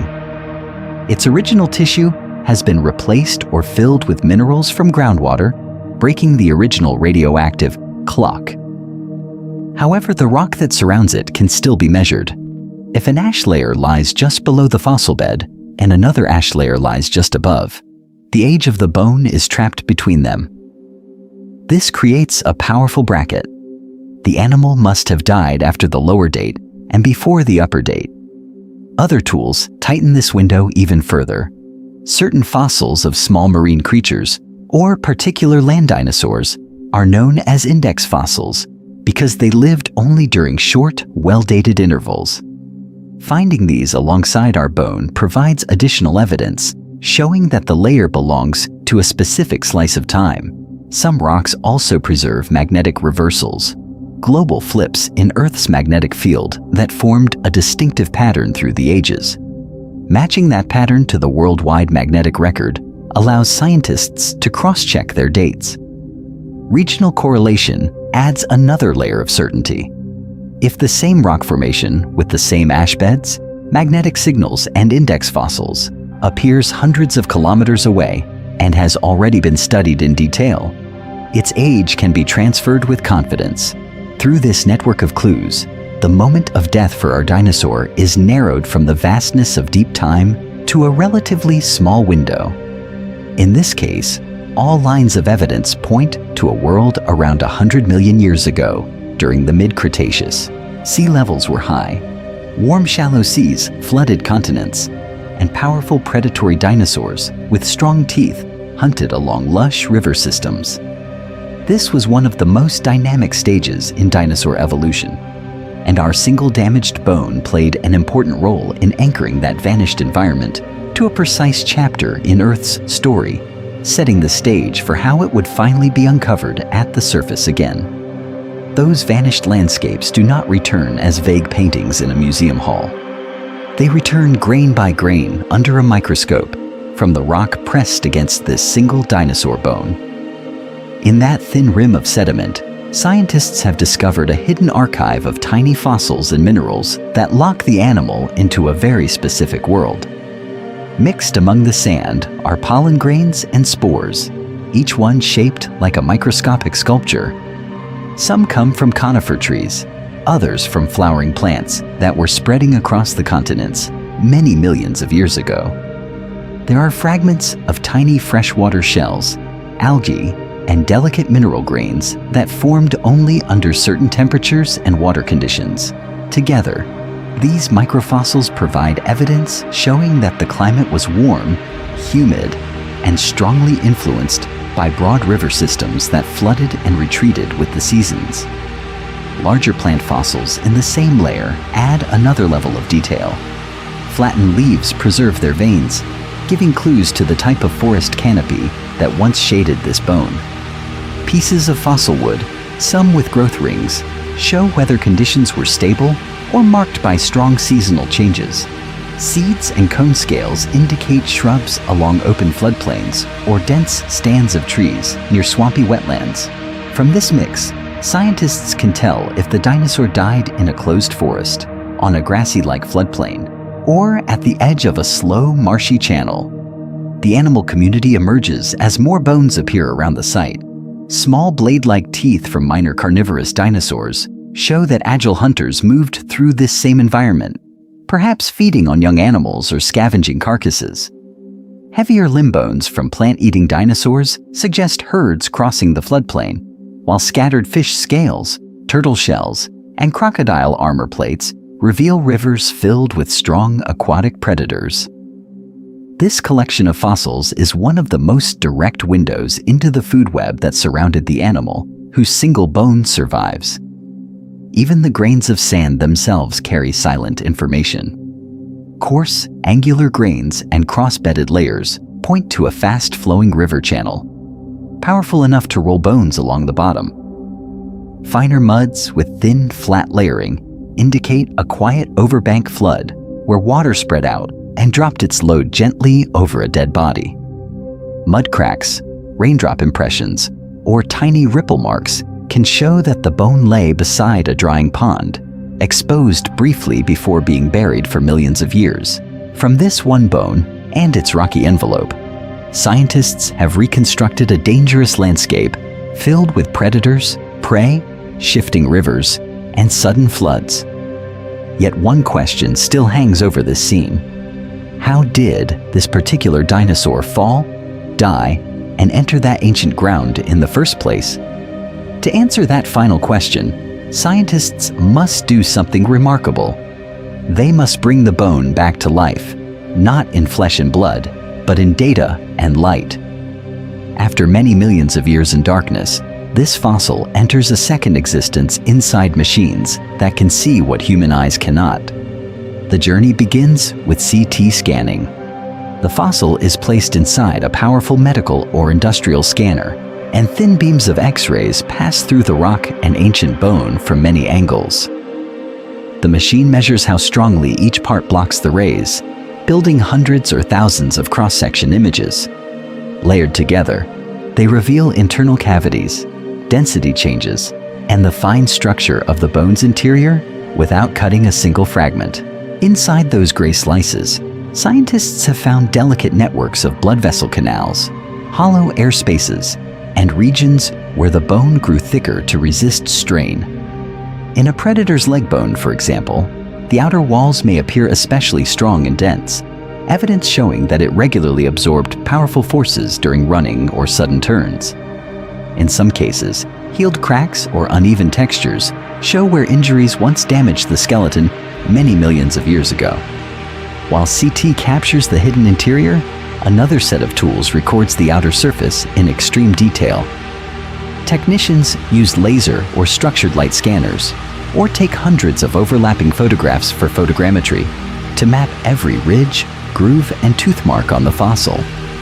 The result is a precise, three-dimensional model that can be rotated, enlarged, and measured on a screen as if the original bone were floating in space. This digital copy changes how the fossil can be used. Researchers in different countries can download the same model, compare it with other fossils, and test how well it matches bones from related dinosaurs.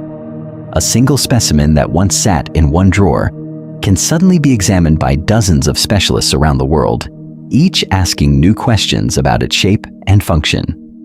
Then comes one of the most dramatic steps: biomechanical simulation. Engineers and paleontologists turn the CT and surface data into a virtual bone, divide it into thousands of tiny elements, and run finite element analysis. By applying forces that mimic running, biting, or impact with prey, they can estimate how stress traveled through the bone and where it was most likely to bend or break. Was this hunter built for sprinting after agile prey, or for short, crushing attacks on massive herbivores? These digital tests provide evidence showing that certain limb bones, tails, and skulls played an important role in how dangerous predators moved and killed. In some cases, simulations reveal that what once seemed like fragile structures were actually one of the most efficient designs for saving weight while remaining strong. There is another, quieter benefit. Detailed scans protect the fossil's information from loss.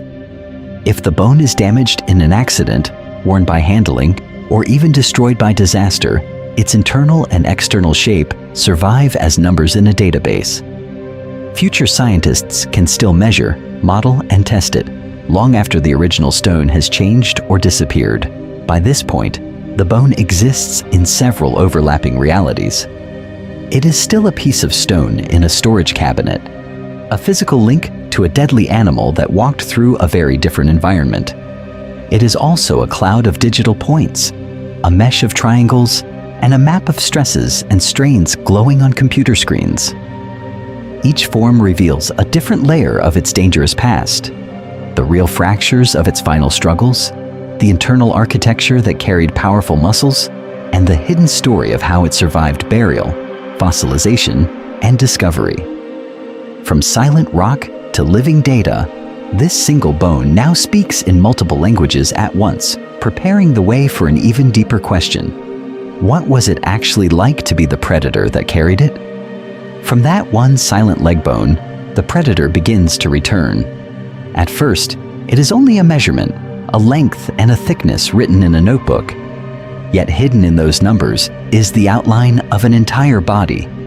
A powerful hunter that walked this landscape many millions of years ago. Scientists begin with something simple but remarkably effective: scale. In living animals, the dimensions of limb bones are tightly linked to overall body mass. A thick, weight-bearing femur from an elephant, a slender but strong leg bone from an ostrich, each carries the load of the body in predictable ways. Using these relationships, scientists have built statistical models that compare the width, length, and curvature of dinosaur leg bones to those of modern mammals and birds, giving the first estimates of how heavy this predator might have been. From mass, the reconstruction spreads outward.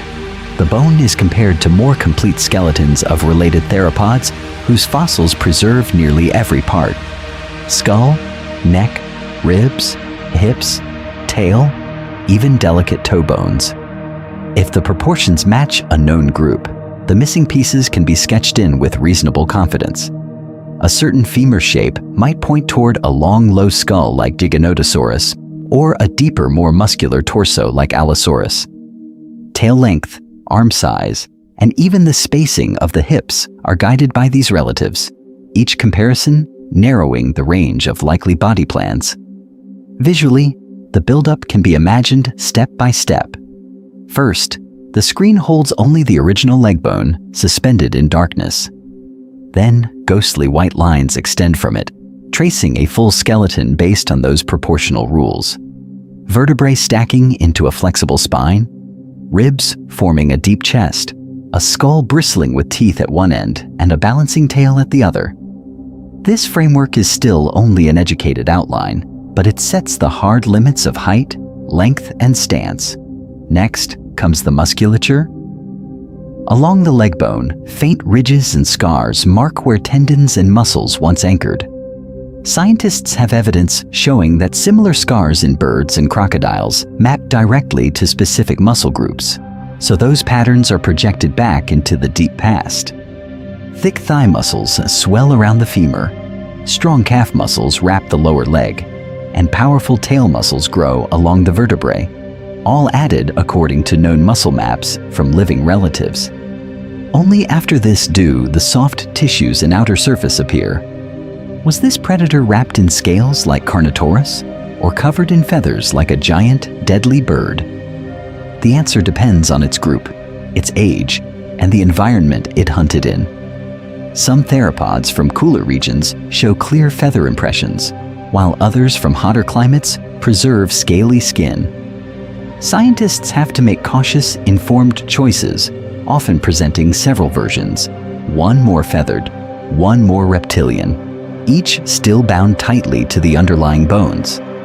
In the final image, skin, color, and subtle patterns of stripes or modeling are added, perhaps to blend into riverbank forests or open floodplains. But even here, uncertainty remains. This is one of the most important lessons of modern paleontology. Multiple plausible predators can rise from the same fragment, yet all must obey the strict, unchanging geometry of that single leg bone that survived the last 100 million years. The next step is to test this reconstructed hunter against its world and ask a deeper question. Could a body like this truly dominate its ancient environment? To answer that question, the reconstructed predator must be dropped back into its living world. The leg bone is not just strong, it is thick-walled with broad muscle scars and joints shaped to lock and push. This is a limb built to drive a powerful body forward. yet its proportions are not as long and slender as the fastest, lightly built hunters. That combination suggests a style between pure sprinting and heavy, slow walking, a capable runner, but also a wrestler. Scientists have compared the cross-section of this bone with those of other carnivorous dinosaurs whose speed ranges are better known.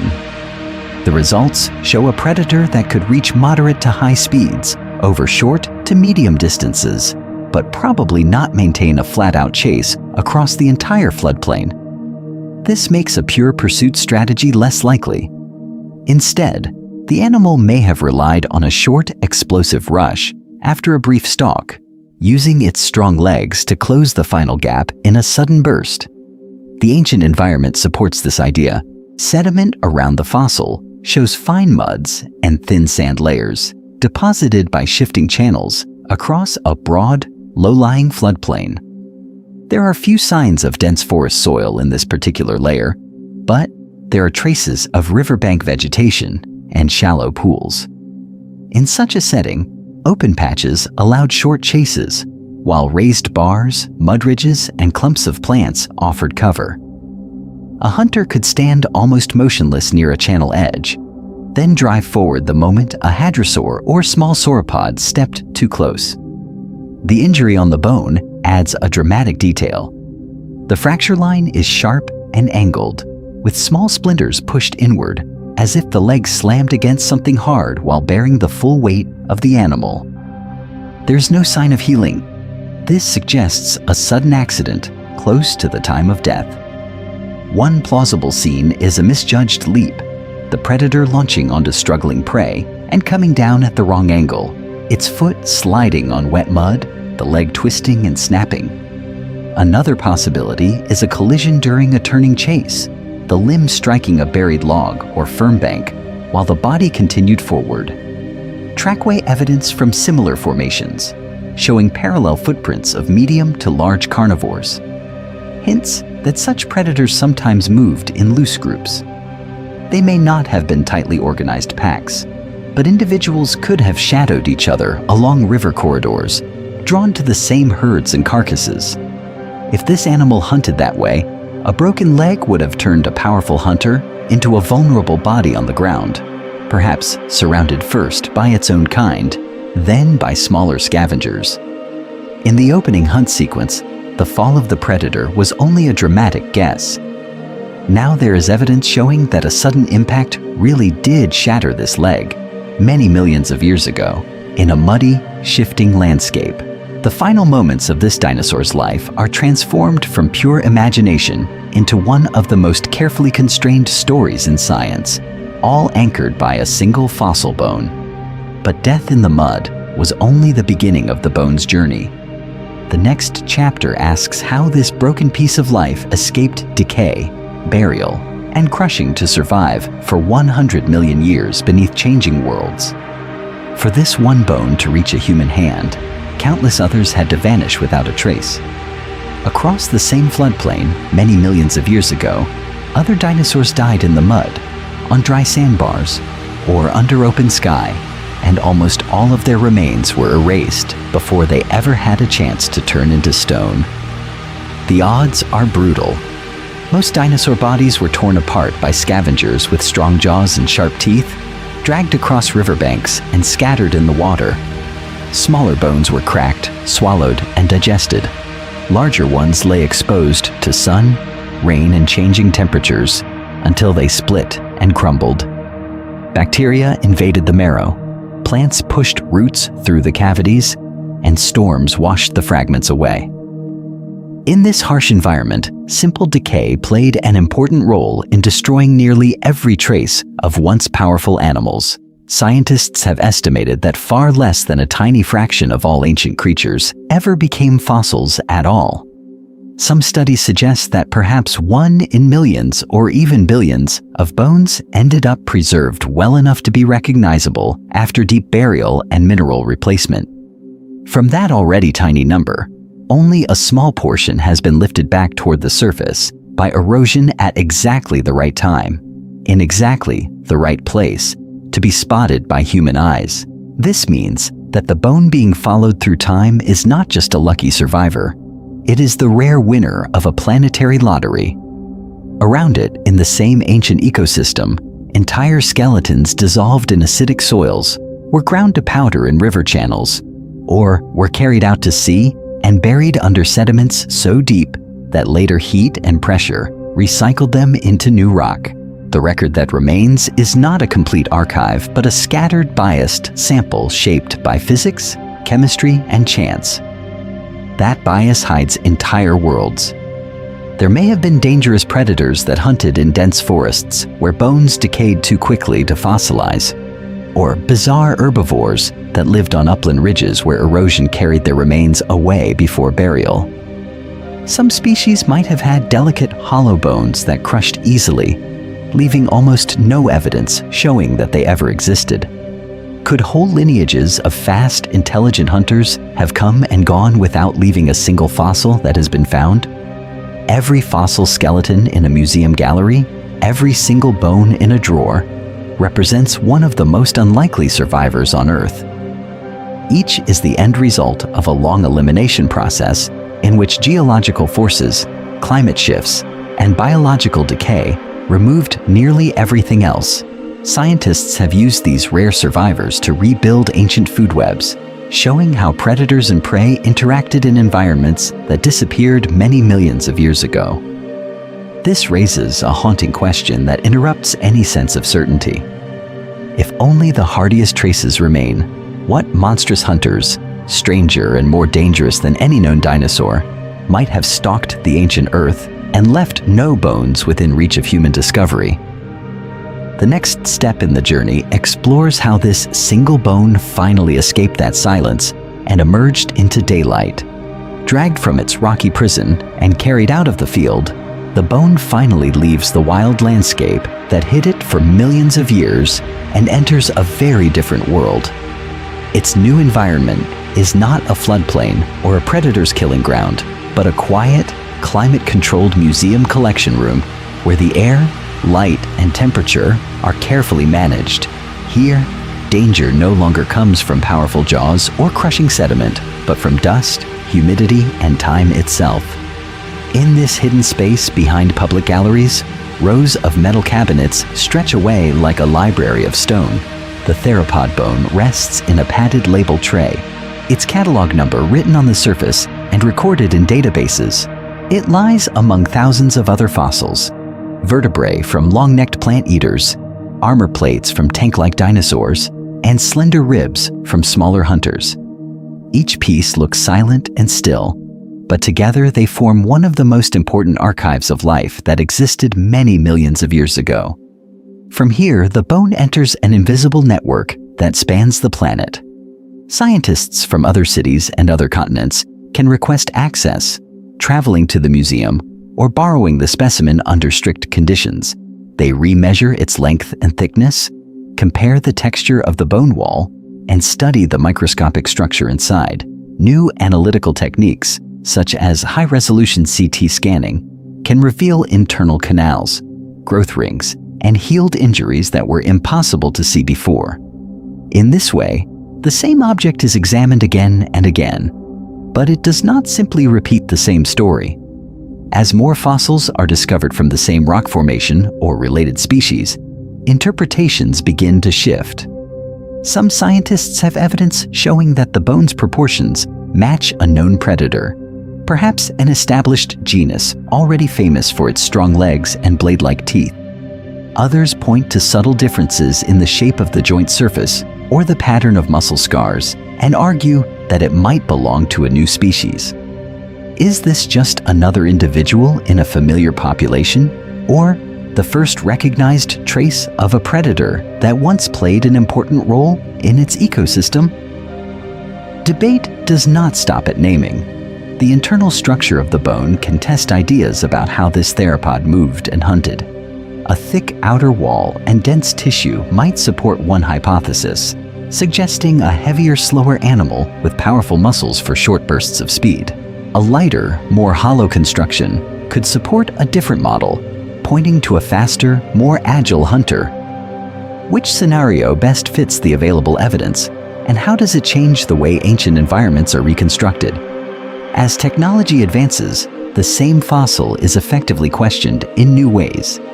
Improved imaging, stronger computers, and refined biomechanical models allow scientists to simulate running, turning, and biting using the exact measurements of this single bone.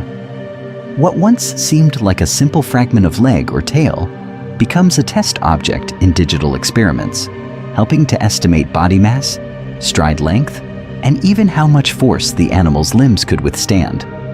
In this sense, the bone's journey did not end with excavation.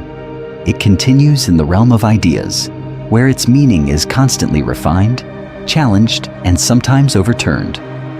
Each generation of researchers brings new methods, new comparisons, and new questions, and the fossil answers differently each time. Long after the field site has eroded and the original skeleton has vanished from the landscape, this one preserved piece still shapes the story told about a predator that walked the earth many millions of years ago, and prepares the ground for the next discovery that might change that story again. Yet for all its scientific value, the most striking moment comes when a hand finally reaches out and rests gently on the fossil's surface.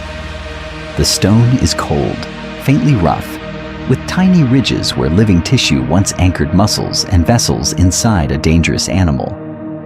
This was not just rock. This was once hidden deep in a predator's body, close to strong muscles, pulsing blood, and rows of sharp teeth many millions of years ago. Scientists have described a quiet hesitation in that first touch. A visitor in the lab follows their example, placing just the fingertips on the bone, almost as if there is a risk of waking something. The mind races backward. This same piece once flexed when the animal ran, absorbed shock when it attacked, and then lay in the carcass as other dinosaurs and scavengers tore at the remaining flesh. The contact feels strangely intimate and a little unsettling. That reaction comes from the psychological impact of deep time. Human history, from the earliest stone tools to modern cities, is only a thin scratch on the surface compared to the vast ages this bone spent in darkness underground. For millions of years, seasons changed, seas advanced and retreated, forests burned and regrew, and entire ecosystems rose and vanished, while this single object remained buried and silent. The human mind is not built to feel those spans, yet the fossil forces that realization into a single instant. At the same time, fossils like this collapse distance. A predator that hunted in a very different environment, under unfamiliar constellations and strange climates, suddenly becomes close and tangible. The weight of the bone in a gloved hand, the exact curve of a joint surface, the scars of healed damage provide evidence showing that this animal was real, physical, and dangerous. It is no longer just an illustration in a book. It is here, sharing the same air. That closeness brings a mix of awe and humility. Fragile, short-lived creatures with soft skin and limited lifespans stand over the hardened remains of one of the most formidable hunters of its age. This dinosaur's line survived for millions of years. Entire human civilizations barely reach a few thousand. The contrast forces a different view of success and survival, and it reminds observers that their own species has only just entered the story that these bones have been telling for ages. Beyond measurements and data tables, this fossil bone played an important role in shaping an emotional bridge to a world of danger and survival. It speaks of flooded rivers that buried carcasses, of herds fleeing predators, of sudden droughts and violent storms that tested every animal in that ancient environment. The same forces that shaped this predator's life helped prepare the planet inherited today. Yet this is only one bone from one animal. What happens when many such bones, from hunters and prey across the globe, are brought together into a single, vast picture of deep time? To measure that vast picture, it helps to bring the danger closer to home. Imagine the most powerful hunters living today, then place them beside the predator that once carried this fractured bone. The comparison shows just how extreme some dinosaur killers really were. A large lion weighs around 190 kilograms and can sprint close to 80 kilometers per hour in short bursts. Its bite is strong enough to crush windpipes and clamp onto struggling prey. But a giant theropod like Tyrannosaurus rex may have reached 8,000 kilograms, with a skull alone heavier than an entire big cat. Scientists have estimated its bite force at more than 35,000 newtons, many times greater than a lion, tiger, or even a spotted hyena. Crocodiles are often described as having one of the most powerful bites in the modern world, with large saltwater crocodiles exceeding 16,000 newtons. Yet evidence showing that some large theropods surpassed even this force suggests jaws built not just to hold, but to pulverize. Their thick banana-shaped teeth could drive deep into flesh and crush bones, turning skeletons into splintered debris that sometimes ended up inside the predator's own digestive system. Speed tells a similar story of contrast. A cheetah is faster but fragile. A lion is strong but relatively light. Many giant theropods likely ran at 20 to 30 kilometers per hour, which may sound slow until the mass behind each step is considered. A charging 8-ton hunter moving at that pace carried momentum far beyond anything seen in today's land predators. It was mass and motion combined into a single, terrifying impact. In the oceans, a great white shark reaches over 2,000 kilograms, armed with serrated teeth that slice flesh and sever bones. Yet even this marine hunter lacks the towering height, long stride, and deep-chested power of a large theropod striding across floodplains. On land, there is simply no modern animal that combines such size, agility, and bone-crushing weaponry in the same way. Ecologically, this dinosaur likely played an important role similar to lions, tigers, wolves, and orcas. It targeted the weak, the young, and the sick among herds of plant-eating dinosaurs, shaping how those animals moved, fed, and grouped together. Over millions of years, such pressure could influence horn shapes, armor, herd size, and migration routes, sculpting entire communities in its ancient environment. Yet even these apex hunters were not invincible. They faced broken bones, infected wounds, starvation during droughts, and sudden storms that could sweep away prey and predator alike. The fracture locked inside this single fossil is a silent record of that risk, a reminder that every hunt carried the chance of failure, injury, or death. In the end, studying these ancient killers is not only about fear and power.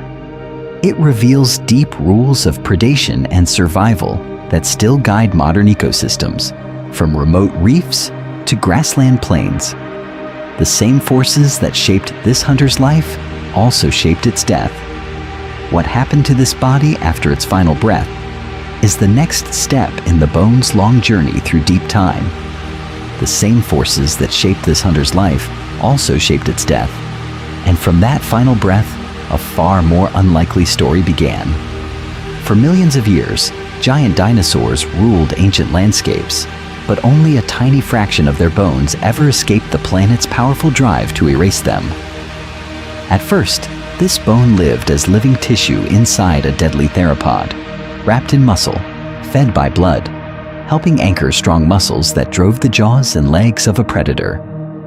Its owner hunted and fed, tearing flesh with sharp teeth until one violent encounter shattered that routine. A crushing bite, a broken leg, a deep wound, and the body fell.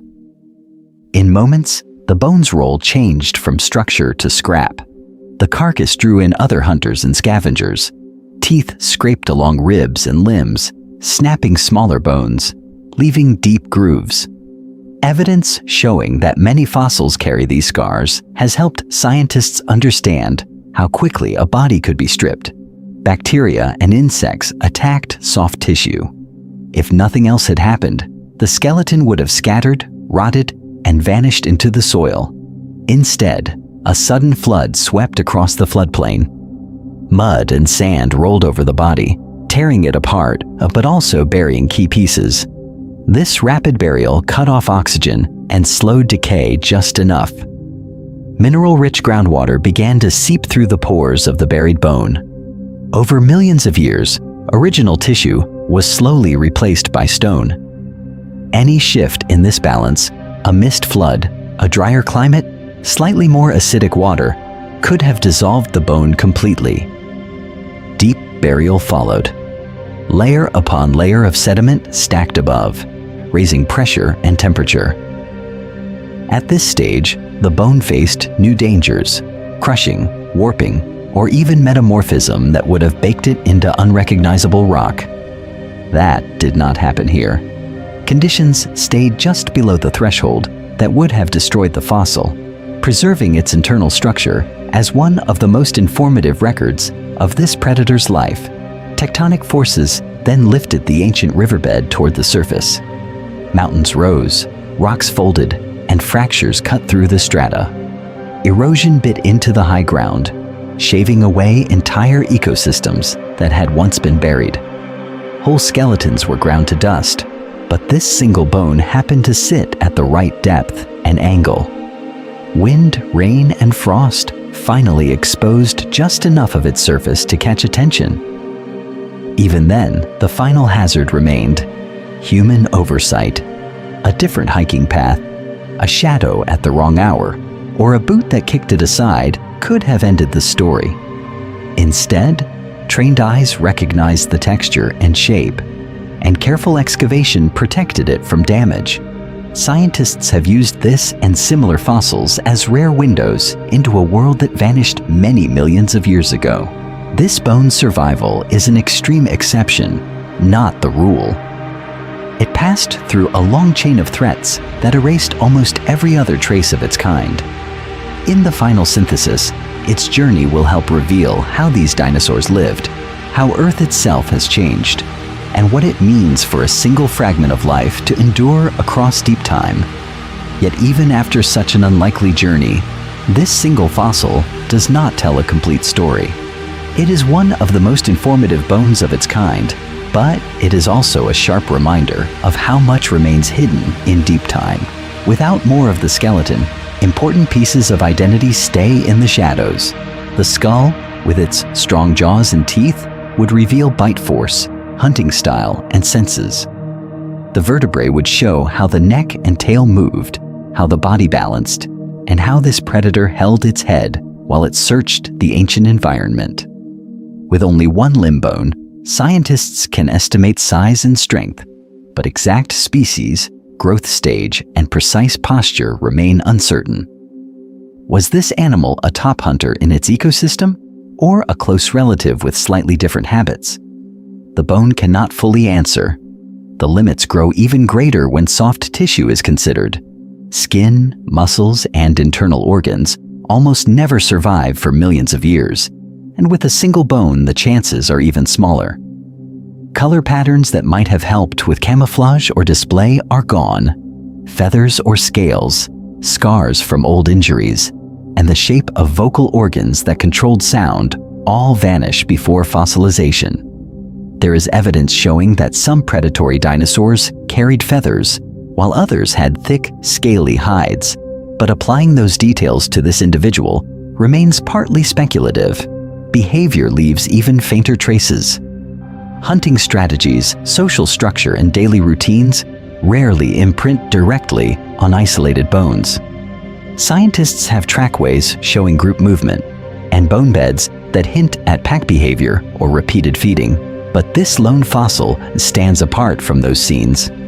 It hints at a powerful animal, yet it does not reveal whether it hunted in silence at dusk, patrolled alone at midday, or followed a rival through dense river forests. Even the environment, though carefully reconstructed, remains an average picture rather than a precise snapshot. Sediments, pollen, and other fossils show that this region was once a floodplain crossed by strong rivers with changing channels and seasonal storms, but no method can recover the exact weather on the day this dinosaur died, the temperature of the water, or the precise moment when the last heartbeat stopped. Was the final hunt interrupted by a sudden flood, by a larger predator, or by slow weakness from age or disease? The rock record is silent, Science advances by treating these silences with respect. Fossils like this bone played an important role in building broad patterns, while scientists have remained ready to revise those patterns when new skeletons, new sites, or new technologies appear. Each discovery tightens the outline of reality, but it also reveals new gaps around the edges. In the end, the mystery is part of the power. This bone offers a hard, undeniable fragment of a life that ended many millions of years ago, surrounded by a fog of unknowns that invites further exploration. And as the camera pulls back from this single fossil, a larger question begins to form. What happens when this lonely survivor is finally placed within the wider map of its vanished world? That wider map does not begin in distant deserts or famous badlands. It begins directly under familiar streets, gardens, and parking lots. For millions of years, the ground beneath modern lives has been quietly recording its own history, building up layers of mud, sand, and ash that sometimes hide the scattered bones of ancient dinosaurs and other creatures. Beneath a quiet suburb, there might be a buried river channel from the late Cretaceous, filled with gravel, plant fragments, and the worn bones of hadrosaurs. Under a busy city, there could be a blanket of marine shale that once formed on the floor of a warm inland sea, preserving shells, fish, and the occasional drifting carcass. In some regions, the bedrock below a simple country road is part of one of the most productive dinosaur-bearing formations on Earth, sealed away under soil and concrete. Scientists have long known that most fossil-bearing rocks are not exposed at the surface. They are covered by soil, vegetation, or younger layers of rock that hide whatever lies inside. Only where rivers cut down into their banks, where waves carve into cliffs, or where wind strips away loose material, does the record open like a book. Everywhere else, that book is closed, its pages pressed together in darkness. This hidden nature of the fossil record means that access often depends on disturbance. When a quarry slices into a hillside, it may accidentally reveal a dinosaur limb bone that has rested there for many millions of years. When a new highway is carved through a ridge, road cuts can suddenly display tilted layers rich in shells, plant impressions, or scattered vertebrae. Even a small drainage ditch can expose a fragment of fossil bone that would otherwise have eroded away unseen. Sometimes the pattern reverses. A calm walk along a riverbank, a casual hike across a dry hillside, or a pause beside a construction trench brings an unexpected flash of white or brown in the sediment. What looks at first like an ordinary stone shows porous texture, curved surfaces, or the cross-section of internal canals. In that moment, chance and human activity intersect with deep time in a powerful way. Because of this, citizen science has played an important role in many discoveries. Members of the public who notice unusual rocks, teeth, or bones and report them to local museums or universities often trigger professional investigations. There is clear evidence showing that some of the most important dinosaur skeletons started as chance finds on farms, building sites, and hiking trails, saved only because someone chose to ask a question rather than walk away. This also means that countless fossils are destroyed without ever being recognized. A bulldozer blade may grind through a skeleton. A landslide may break apart a skull. A river may carry the last fragments of a bone out to sea. The fossil record that reaches scientists is only a small filtered sample of what once existed. Yet the unseen remainder is still there, waiting. The next bone with a 100-million-year story could lie under a future road cut, at the base of a cliff that has not yet collapsed, or inside a hillside that heavy rain has not yet begun to carve. Hidden does not mean gone. It means that at this moment, the bone is still locked inside its rock, carrying silent evidence of an ancient environment, of strong muscles and living tissue, of predators, prey, and powerful jaws with sharp teeth. Somewhere beneath an ordinary landscape, another single bone is enduring its long wait. The question is not only how it will finally reach the surface, but what forces of water, rock and time must still act before that hidden survivor steps into the light of discovery. Somewhere in that darkness, a single buried bone is waiting, but the tools that will finally read its secrets may be far more powerful than anything used today. For millions of years, giant dinosaurs ruled the Earth, and their remains have slowly turned into stone. But the next revolution will not be in finding more fossils. It will be in seeing far deeper inside the ones already in hand. The first change will come from vision. Higher resolution CT scanners are already slicing fossils into thousands of digital layers, but future machines will push this even further, using intense synchrotron radiation and nanoscale imaging to probe the bone almost cell by cell. In such views, tiny growth rings, microscopic blood vessel spaces, and delicate patterns of mineral crystals could appear with incredible clarity. Scientists have evidence showing that growth rings in bones record seasons of plenty and stress, so finer imaging might reveal individual droughts or injuries that shaped this animal's life. Beyond structure, the chemistry of the bone itself holds another level of information. Geochemical techniques are becoming sensitive enough to detect trace elements and subtle isotopic ratios locked in the mineralized tissue. In one of the most promising approaches, different isotopes of oxygen and carbon can reflect the temperature and composition of the water the dinosaur drank, linking the bone to ancient climate. Slight shifts in elements like strontium might show that this animal moved between regions with different rocks and soils, hinting at migration routes across a landscape that vanished many millions of years ago. At the same time, machine learning and big data will change how patterns are recognized. Instead of comparing a handful of bones by eye, future scientists may feed thousands of digital skeletons, measurements, and internal scans into powerful algorithms.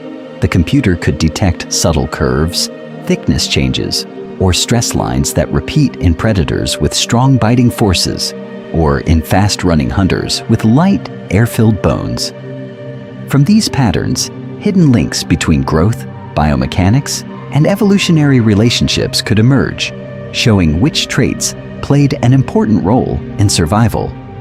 Another frontier lies at the edge of the possible: the search for traces of soft tissue. Non-destructive methods using advanced spectroscopy, ultrafast lasers, and gentle particle beams may one day scan a fossil for faint residues of proteins, pigments, or other biomolecules without cutting the bone at all. Some studies have already reported flexible tissues and protein fragments in dinosaur bones, but these claims are debated. Could such delicate material really survive tens of millions of years? Or are there modern contaminants hiding in the cracks? Despite these challenges, each new technique turns a once silent fossil into a richer archive. This single bone, already red for age, injury, and environment, is not finished speaking. As instruments sharpen and ideas expand, the same fragment of ancient skeleton may reveal new chapters about dinosaur biology, Earth's changing climate, and vanished ecosystems that scientists cannot yet imagine. Somewhere underground, another bone is waiting for that future gaze. But while another bone waits for a future gaze, the world that once carried this theropod has already vanished. Many millions of years ago, in the mid-Cretaceous, its environment was warm and crowded with life. River plains, dense forests, and powerful predators moving among herds of heavy plant-eating dinosaurs.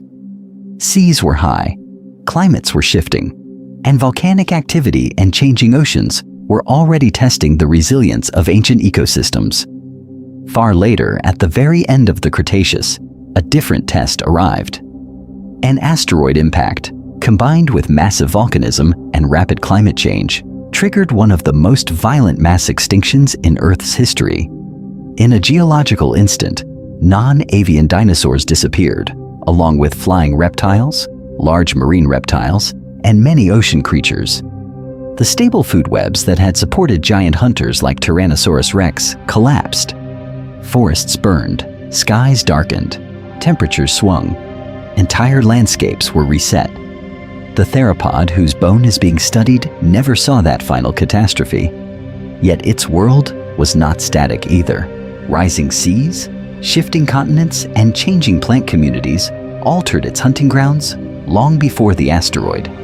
Scientists have evidence showing that even during the mid-Cretaceous, some regions faced droughts, others floods, and new competitors arrived as landmasses slowly drifted. Predators, prey, and plants were constantly forced to adapt or disappear. In this constant turnover, most traces of life were erased. Soft tissues rotted, skeletons were scattered, and almost every set of bones was ground back into sediment. Only a tiny fraction entered the fossil record.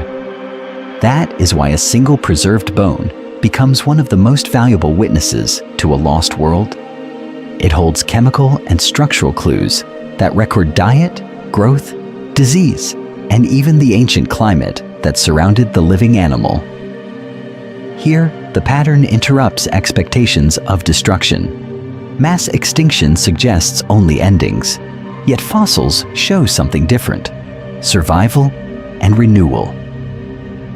After each crisis, from regional droughts to the end Cretaceous impact, some lineages endured, diversified, and rebuilt ecosystems in new forms. Scientists have found fossils of early mammals, birds, and flowering plants that expanded into empty niches after dinosaurs vanished, revealing how life responds to sudden openings and brutal losses. By examining predators and their prey through time, researchers track which traits played an important role in resilience. Did flexible diets help some hunters survive when favorite prey vanished? Did small body size or rapid reproduction protect certain species from collapse? These questions are not only about ancient danger. They also help identify vulnerability in modern environments facing rapid disturbance. There is a deep irony in this single theropod bone. It outlived muscle, skin, and strong teeth. It outlived its species. It even outlived entire lineages and landscapes, enduring tectonic collisions, shifting climates, and the asteroid event that ended most dinosaurs.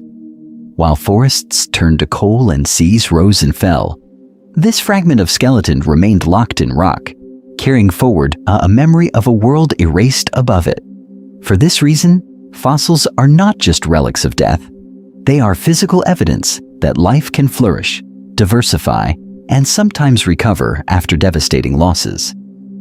Each bone links destruction with renewal, extinction with survival. As the story of this single predator continues, it connects deep-time catastrophes to present questions. In a changing world, which forms of life will endure, and what traces will remain for distant scientists to uncover? For many millions of years, the sight of this predator's leg in motion would have meant only one thing to nearby animals: danger. Its powerful muscles, strong bones, and slicing teeth turned the ancient floodplain into a hunting ground. Yet long after the animal vanished, those same bones helped transform fear into fascination, turning a once terrifying hunter into one of the most familiar figures in modern imagination. When the first giant theropod fossils were uncovered in the 19th century, the effect was immediate and dramatic. Enormous thigh bones, curved claws, and dagger-like teeth hinted at predators unlike anything living in the present environment. Early reconstructions showed terrible lizards, standing upright, tails dragging, jaws wide open, towering over tiny human figures. These displays did not just fill museum halls. They filled minds with images of gigantic, deadly reptiles stalking through primeval forests. The message was simple and powerful. The past was dangerous. Museums played an important role in shaping this early vision. Mounted skeletons of Allosaurus, Tyrannosaurus, and other large carnivores loomed over visitors, their skulls packed with strong serrated teeth. Glass cases held isolated bones like this leg, labeled with names that soon became cultural symbols of power and fear. Books and early illustrations extended those scenes, showing theropods locked in combat, biting into the necks and flanks of plant-eating dinosaurs. Later, documentaries added sound and motion, turning silent fossils into roaring, charging hunters. Cinema amplified this transformation. From stop-motion monsters in black and white films to the digital predators of recent decades, theropods have appeared as unstoppable forces, chasing vehicles, smashing fences, and shaking the ground with every step. In these stories, the predators from many millions of years ago stand for more than simple animals. They represent the alien nature of deep time, the raw, uncontrolled power that once ruled the Earth. Audiences return to these images again and again. Why does a creature that no human has ever seen alive feel so vivid, so real? Part of the answer lies in how scientific understanding has changed. Scientists have uncovered evidence showing that many theropods were not slow, tail-dragging brutes, but active, dynamic animals. Light, air-filled bones, strong leg muscles, and trackways frozen in ancient mud all indicate agile movement. In some species, impressions of feathers and complex claws suggest behaviors far beyond simple lunging and biting. These predators were not just monsters. They were specialized hunters, scavengers, and competitors, each shaped by its environment and by the other dinosaurs around it. Behind every dramatic movie scene of a rampaging carnivore lies real data from fossils like this leg bone. The attachment scars for muscles reveal how fast it could accelerate. The proportions of the joints show how far each step could reach.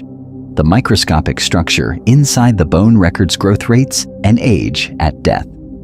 Combined with rock layers, dating methods, and other fossils from the same site, scientists have built detailed reconstructions of entire ecosystems from fragments of skeletons. In this way, fiction remains anchored to hard evidence. The roaring, charging predator on screen may be exaggerated, but its stance, its stride, and even the way its weight shifts over the toes are guided by measurements taken from actual bones. The deep footprints pressed into digital mud echo real trackways left in Cretaceous riverbanks. Even the timing of a bite, the opening and closing of the jaws, is often based on studies of skull mechanics and muscle strength. Over time, perception has shifted from simple fear to layered curiosity. Dangerous dinosaurs still appear as symbols of power and threat, but they also stand for adaptation, survival, and the strange paths evolution can take. The violence they represent is not random. It is shaped by competition for food, changing climates, and mass extinctions. Their teeth and claws tell stories of both destruction and balance, showing how top predators helped structure ancient communities. In the end, fascination with these dangerous animals is about more than the thrill of a chase scene or the sight of strong jaws closing on struggling prey. It is about confronting the vastness of time and the fragility of life, recognizing that entire worlds have risen and fallen before the first human walked the earth. This single leg bone, once part of a living hunter, carries silent traces of that history. What further secrets lie hidden in its mineralized interior, and how might the next layer of analysis change the story yet again? The next stage in the bone's journey is no longer about acids, minerals, or pressure. It is about ideas. After the measurements, scans, and chemical analyses are complete, the raw data begins to change shape, turning from silent numbers into a structured story about a predator that lived many millions of years ago. In research labs and offices, scientists sort through tables of limb proportions, microscopic images of bone tissue, and digital models of muscle attachment scars. They compare this single leg bone to hundreds of other fossils, building charts that show how strong it was, how fast it might have moved, and how much weight it could carry. Scientists have diagrams that map every ridge and groove, turning the bone into one of the most carefully documented objects from its ancient environment. From these comparisons, patterns emerge: the thickness of the bone wall, the angle of the joint surfaces, and the texture where tendons once anchored all become clues. They indicate whether this hunter chased prey over long distances or relied on sudden bursts of power. When combined with rock layer data and other fossils from the site, there is evidence showing that this dinosaur lived along rivers crowded with plant eaters and prowled floodplains that flooded and dried in seasonal cycles. Those findings are distilled into scientific papers, dense with figures and cross-sections. Each paper is a disciplined attempt to tell the most accurate story possible from incomplete evidence. Every claim is linked to measurements.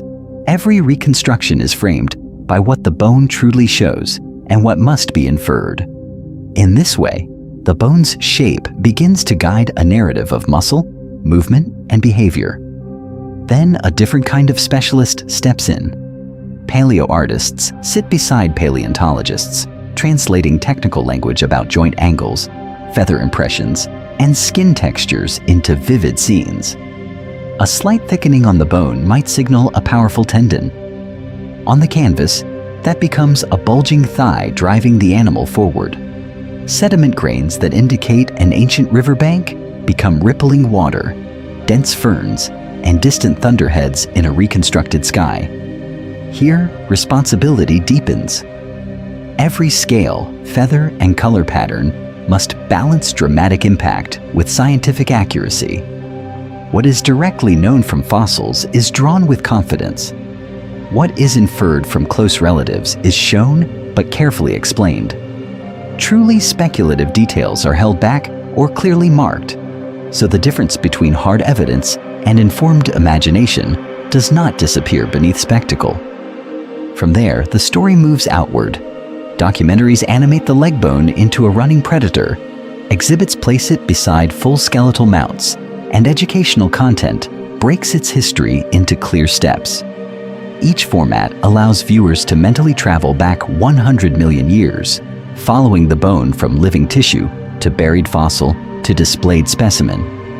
Every time someone watches, reads, or listens, the journey extends a little further.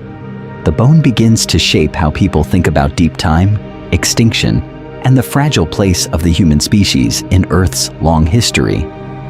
And its story is still not finished, because the next discovery may force this narrative to change once again.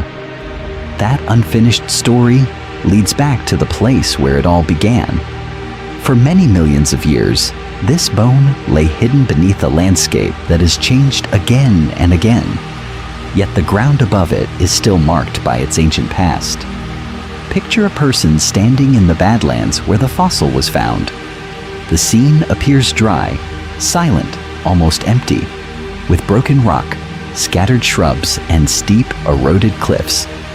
But imagine time running in reverse, the rock layers sliding back into mud, the canyons filling, the air thickening. The barren ridges dissolve into a wide, humid floodplain under a heavy mid-Cretaceous sky. In this ancient environment, the air is warm and wet, carrying the smell of mud, rotting leaves, and stagnant pools. Dense vegetation presses close, with ferns, horsetails, and conifer trees forming a tangled green wall along slow winding channels. Insects buzz constantly, a living haze of wings and legs, while dragonflies skim over dark water. From the riverbank comes the sudden splash of crocodile-like reptiles sliding from sand into the shallows, their eyes just above the surface, waiting. The floodplain is not quiet. Far off, a low continuous rumble marks the movement of large herbivorous dinosaurs. Herds of heavy plant eaters push through the wet ground, leaving deep tracks that fill with water. Each step lands with a dull, heavy impact that can be felt through the soil. Their strong bodies sway as they feed, tearing branches, stripping leaves, and grinding tough plant material with powerful jaws and worn teeth. Scientists have evidence showing that such floodplain systems played an important role in preserving the remains of these animals. Seasonal floods carried mud and sand across the lowlands, burying tracks, fallen trees, and sometimes entire carcasses. Before that burial, however, these river valleys were dangerous places. Among the herds, a predator moves. In imagination, the owner of the fossil leg bone lives again. It steps from shadow into broken light, balanced on powerful hind limbs, the same bones that would one day turn to stone. Muscles ripple beneath scaly or feathered skin as it advances with slow, deliberate movements. The head tilts, nostrils testing the humid air, eyes scanning for weakness in the crowd of plant eaters. This is one of the most efficient hunters in its ecosystem, built to deliver sudden speed, slashing claws and deadly bites. For a moment, both worlds can be held in mind at once: the living floodplain, heavy with sound and motion, and the present-day Badlands, where the wind is often the only voice. The herds are gone, the predator is gone, and the floodplain has hardened into layered rock. What remains on the surface is a single stone bone, lying among fragments of shale and sandstone, silent but full of information. Scientists have learned to read that information. By studying rocks and fossils together, they gain the ability to see both landscapes superimposed: the ancient river and the modern ravine, the hunting ground and the empty desert. In that double vision, every ridge becomes a former riverbank, every scattered fragment a clue to a vanished world. What other stories still lie buried beneath this same stretch of ground, waiting for erosion, chance, and careful eyes to bring them back into view? Seen this way, that single dinosaur bone becomes more than a fragment of rock in the sand. It becomes a complete record of danger, survival, and chance, written across 100 million years. From the moment it left a living body to the moment it reached a human hand, every stage left marks that scientists can still read. The first lesson is how fossilization really works. In life, this bone was wrapped in muscle, blood, and powerful tendons inside a strong predator. In death, it entered a race against decay. Scavengers tore at the carcass, teeth sliced flesh from bone, and bacteria tried to erase every trace. Only rapid burial in river mud cut off oxygen, slowed the microbes, and allowed minerals to seep in. Over millions of years, those minerals replaced the original tissue, turning fragile bone into stone while still preserving its shape. This single fossil carries detailed information: the thickness of the walls, the texture of the surface, and the way other bones once attached to it reveal anatomy and movement. Muscle scars show where tendons anchored, hinting at how the dinosaur walked, hunted, or turned. Bite marks from other strong jaws can reveal predators, rivals, or scavengers. Even the grains of sediment locked against the bone give evidence showing that it formed in a river channel, a floodplain, or a quiet lake bed, tying the animal to a particular ancient environment. Running through the story is danger at every scale. There was the violent moment of death when another dinosaur's teeth or a crushing impact ended a life. There was microscopic danger from fungi and bacteria that almost destroyed the remains. There were powerful tectonic forces that folded, tilted, and cracked the rock, and relentless erosion that could have ground the fossil to dust just before discovery. Even excavation carries risk, as each hammer blow and each tool stroke could damage one of the most informative surfaces the bone still has. Interpretation is another danger. A single mistake in reading that surface can send entire reconstructions in the wrong direction. This bone is also a symbol of contingency. For it to survive, the carcass had to land in just the right place, at just the right moment in a flood, under just the right chemistry. It had to avoid total scavenging, avoid being smashed by river channels, avoid deep burial that would melt it, and then avoid destruction as rocks lifted and wore away. Scientists have estimated that only a tiny fraction of all animals that ever lived became fossils at all. That means almost everything is gone. Every recovered bone has played an important role in balancing that loss. Because of survivors like this, the history of life is not just an idea, but a testable record. Fossils connect lineages through time, showing how features such as hollow bones, air sacs, and feathers spread from one group of dinosaurs into early birds. mineral chemistry inside the fossil and surrounding rock records, ancient temperatures and rainfall patterns, helping to reconstruct past climates and ecosystems. As more fossils are found across different time periods, patterns emerge in how communities collapse, recover, and change under volcanic events, sea level shifts, and long climate swings. All of this leads to a final question. Knowing that it took 100 million years of danger and chance to deliver this single bone into human hands, what responsibility exists toward the fossils still hidden in the rock, the landscapes that protect them, and the scientific knowledge they contain? The answer begins with the next choice made on this very outcrop, with the next layer of stone that is either protected, broken, or ignored. What happens when the forces that shape this bone are joined by the most recent force of all? For millions of years, wind, water, and shifting rock were the only forces shaping this buried bone. With the arrival of human hands, a new and far more sudden influence enters the story. The next action taken on this slope can either unlock a record of ancient life or erase it in a single careless moment. This is why proper fossil collection and curation matter so deeply. A fossil is not only an object, it is a piece of a larger pattern in time and space. When a bone is pulled from the ground without notes, photographs, or a mapped position, its age, its exact layer, and its relationship to other fossils vanish. Scientists have shown again and again that a single, well-documented bone can reveal the ancient environment, the health of the animal, even bite marks from powerful predators. The same bone, taken without records, becomes little more than a rock with an interesting shape. There is strong evidence showing that less than a tiny fraction of all animals that ever lived became fossils at all. Those that did survive scavengers, bacteria, and erosion passed through an extremely narrow filter.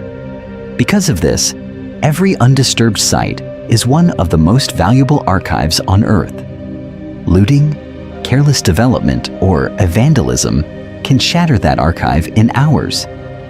Laws and ethical guidelines attempt to balance research, education, and preservation, allowing trained teams to study certain areas while keeping other locations protected so that future scientists can apply better methods and new technology. A sudden shift in perspective makes this responsibility clearer. Imagine standing on a riverbank and noticing a bone shape in the rock. The first impulse might be to pry it out and carry it away. But what if that fragment is the missing part of a skeleton already being studied a short distance away? What if the marks on its surface help identify a predator that hunted here many millions of years ago? In that moment, a decision either connects the bone to its story or cuts that story apart. For this reason, experienced paleontologists urge observers who encounter possible fossils to leave them in place, photograph them, and carefully note the exact location.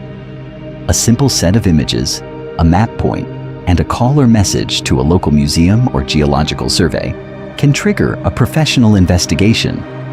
Trained teams can then record the surrounding rock, nearby fossils, and subtle details that would otherwise be lost, allowing the site to play an important role in understanding the ancient ecosystem. Guardianship of deep time does not end in the field. Museums, universities, and scientific organizations protect fragile fossils from light, moisture, and damage, and they maintain detailed records so that each bone can be re-examined as new questions arise. Visits, donations, and public advocacy help these institutions preserve specimens, fund research, and create exhibits that bring long-extinct dinosaurs and their environments to life. In this way, a single bone can pass from the ground to a climate-controlled room, then to a display that informs thousands. Ultimately, every viewer of such a display becomes part of an unbroken chain. This bone survived rivers, burial, mineralization, tectonic shifts, and erosion over millions of years to reach the present. The next link in its journey is human choice. Will the fossil be protected, its data carefully stored, its story shared, Or will it be broken, scattered, and forgotten? The answer will determine whether this record of deep time endures for another 100, 1,000, or even million years, ready for the next generation of scientists to uncover further evidence showing that this ancient world was once very real. For millions of years, giant dinosaurs ruled ancient landscapes that no longer exist. Some were peaceful plant eaters, but others were powerful hunters that turned those quiet floodplains into arenas of sudden, violent death. This bone once drove such a hunter forward. Many millions of years ago, it belonged to a dangerous predator, a strong, muscular animal built to chase, strike, and kill. Each step slammed this leg into the ground as it rushed after fleeing prey, jaws open, teeth ready to tear. In its final moments, one last desperate hunt went wrong. The predator lunged, the ground shifted, the body twisted, and the powerful leg bone snapped. In that instant, the weapon that had carried it through a lifetime of hunting failed, and its long separation from the living world began. Death did not bring peace. Scavengers arrived first, tearing the body apart, biting into flesh and cracking smaller bones. Insects crawled through the wounds. Bacteria dissolved soft tissues from the inside out. The skeleton came apart, piece by piece, until this single bone lay exposed on a muddy surface, already chipped and weathered, already close to disappearing completely. Only chance saved it. A sudden flood rolled in from an ancient river, carrying sand, silt, and broken plant material. The water buried the bone under a thick, heavy blanket of sediment, cutting off oxygen and slowing decay. Over thousands, then millions of years, minerals seeped through pore spaces, replacing fragile internal structures with stone. Scientists have evidence showing that this slow mineral replacement, repeated countless times, turned ordinary bone into one of the most durable kinds of fossils on Earth. The planet did not rest. Tectonic forces folded and lifted the rock, raising ancient riverbeds into new highlands. Pressure bent the fossil slightly. Tiny fractures crept across its surface. Erosion bit into the rising cliffs, grain by grain, trying to grind it back into dust. Storms, changing climates, and shifting river systems all played an important role in testing this single relic of a vanished predator. Most bones from that carcass vanished. This one survived. Human history enters only at the very end of the story. A paleontologist walking below a weathered cliff noticed a curved, textured surface in the rock face, just a few centimeters of fossil peeking out. Careful excavation followed, chisels and brushes freeing the bone from its stony prison. A plaster jacket wrapped around it, turning a once living limb into a fragile package for transport. In the laboratory, each grain of rock was removed under bright lights and steady hands. The fossil was cleaned, stabilized, and measured. Scientists compared its shape with other fossils, scanned its interior, and used surrounding sediments to place it precisely in time and environment. Step by step, stone turned back into knowledge, a predator's size and strength, the river system it hunted beside, the other dinosaurs that shared its world. This single bone is both weapon and survivor. It once powered a deadly animal, and then it endured a planetary struggle against oblivion. Locked inside it is the story of an entire ecosystem lost to time, from prey animals and plants to the rivers, floods, and climates that shaped their lives. After walking this 100 million year path, any dinosaur fossil in a museum becomes more than a display, and every rocky hillside becomes a possible archive of hidden lives. What other stories are still buried, waiting for a chance break in the rock, a passing glance, and a new set of questions to bring them back into the light? In that light, a museum gallery becomes something more than a quiet hall of skeletons. It becomes a crossroads where a few surviving bones, hardened by time and pressure, finally meet the brief presence of human eyes. The next step in this journey begins not in the distant past, but in the choices made after the screen goes dark. A visit to to a local natural history museum or nearby fossil site can turn that choice into direct contact with deep time. Instead of looking only at the most complete skeletons, attention can shift to a single rib, a worn vertebra, or a broken limb bone. Scientists have evidence showing that each isolated piece, no matter how small, passed through its own dangerous path of decay, burial, and survival. Standing in front of one bone and imagining floods, shifting rivers, and predators tearing at the carcass connects the present observer to events that happened many millions of years ago. Learning to read the rocks themselves deepens that connection even further. Courses in geology and paleontology, detailed books, and reputable online archives can turn cliffs, road cuts, and badlands into pages of a complex history. Layers of sandstone, mudstone, and volcanic ash stop being simple scenery and become records of ancient rivers, droughts, and sudden disasters. With practice, the colors, grain sizes, and tilted beds of rock reveal where dinosaurs walked, where their bodies came to rest, and where their bones were slowly replaced by minerals over millions of years. The landscape becomes a library, and every outcrop holds potential evidence showing that life has repeatedly adapted, expanded, and vanished. Citizen science projects offer another way to join this long investigation. Many museums and universities organize supervised fossil hunts on public land, where participants help search for fragments at the surface. In some regions, visitors are taught how to recognize bone weathering out of a slope and how to report it so that trained teams can excavate safely. Other programs invite volunteers to help digitize fossil collections, photograph specimens, or transcribe old field notes, allowing data about bones, teeth, and tracks to reach researchers around the world. Each careful report, each image, and each entry plays an important role in revealing patterns of extinction, climate change, and survival. Sharing this story with others extends that impact even more.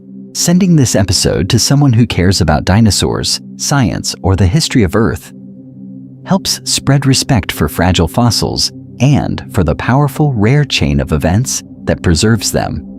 Behind every mounted skeleton stand thousands of destroyed carcasses, eroded bones, and lost worlds that left no trace. Passing on this narrative keeps attention on the small fraction that escaped that fate. Somewhere, at this moment, another dinosaur bone lies in complete darkness, locked inside rock, halfway between death and discovery. Above it, storms carve hillsides, rivers cut new channels, and the ground shifts by millimeters each year. One day, a crack will widen, a piece of slope will fall, and a pale surface will catch the light for the first time since the animal died. Who will be there to notice that tiny flash of bone? And what hidden chapter of Earth's dangerous past will it reveal next?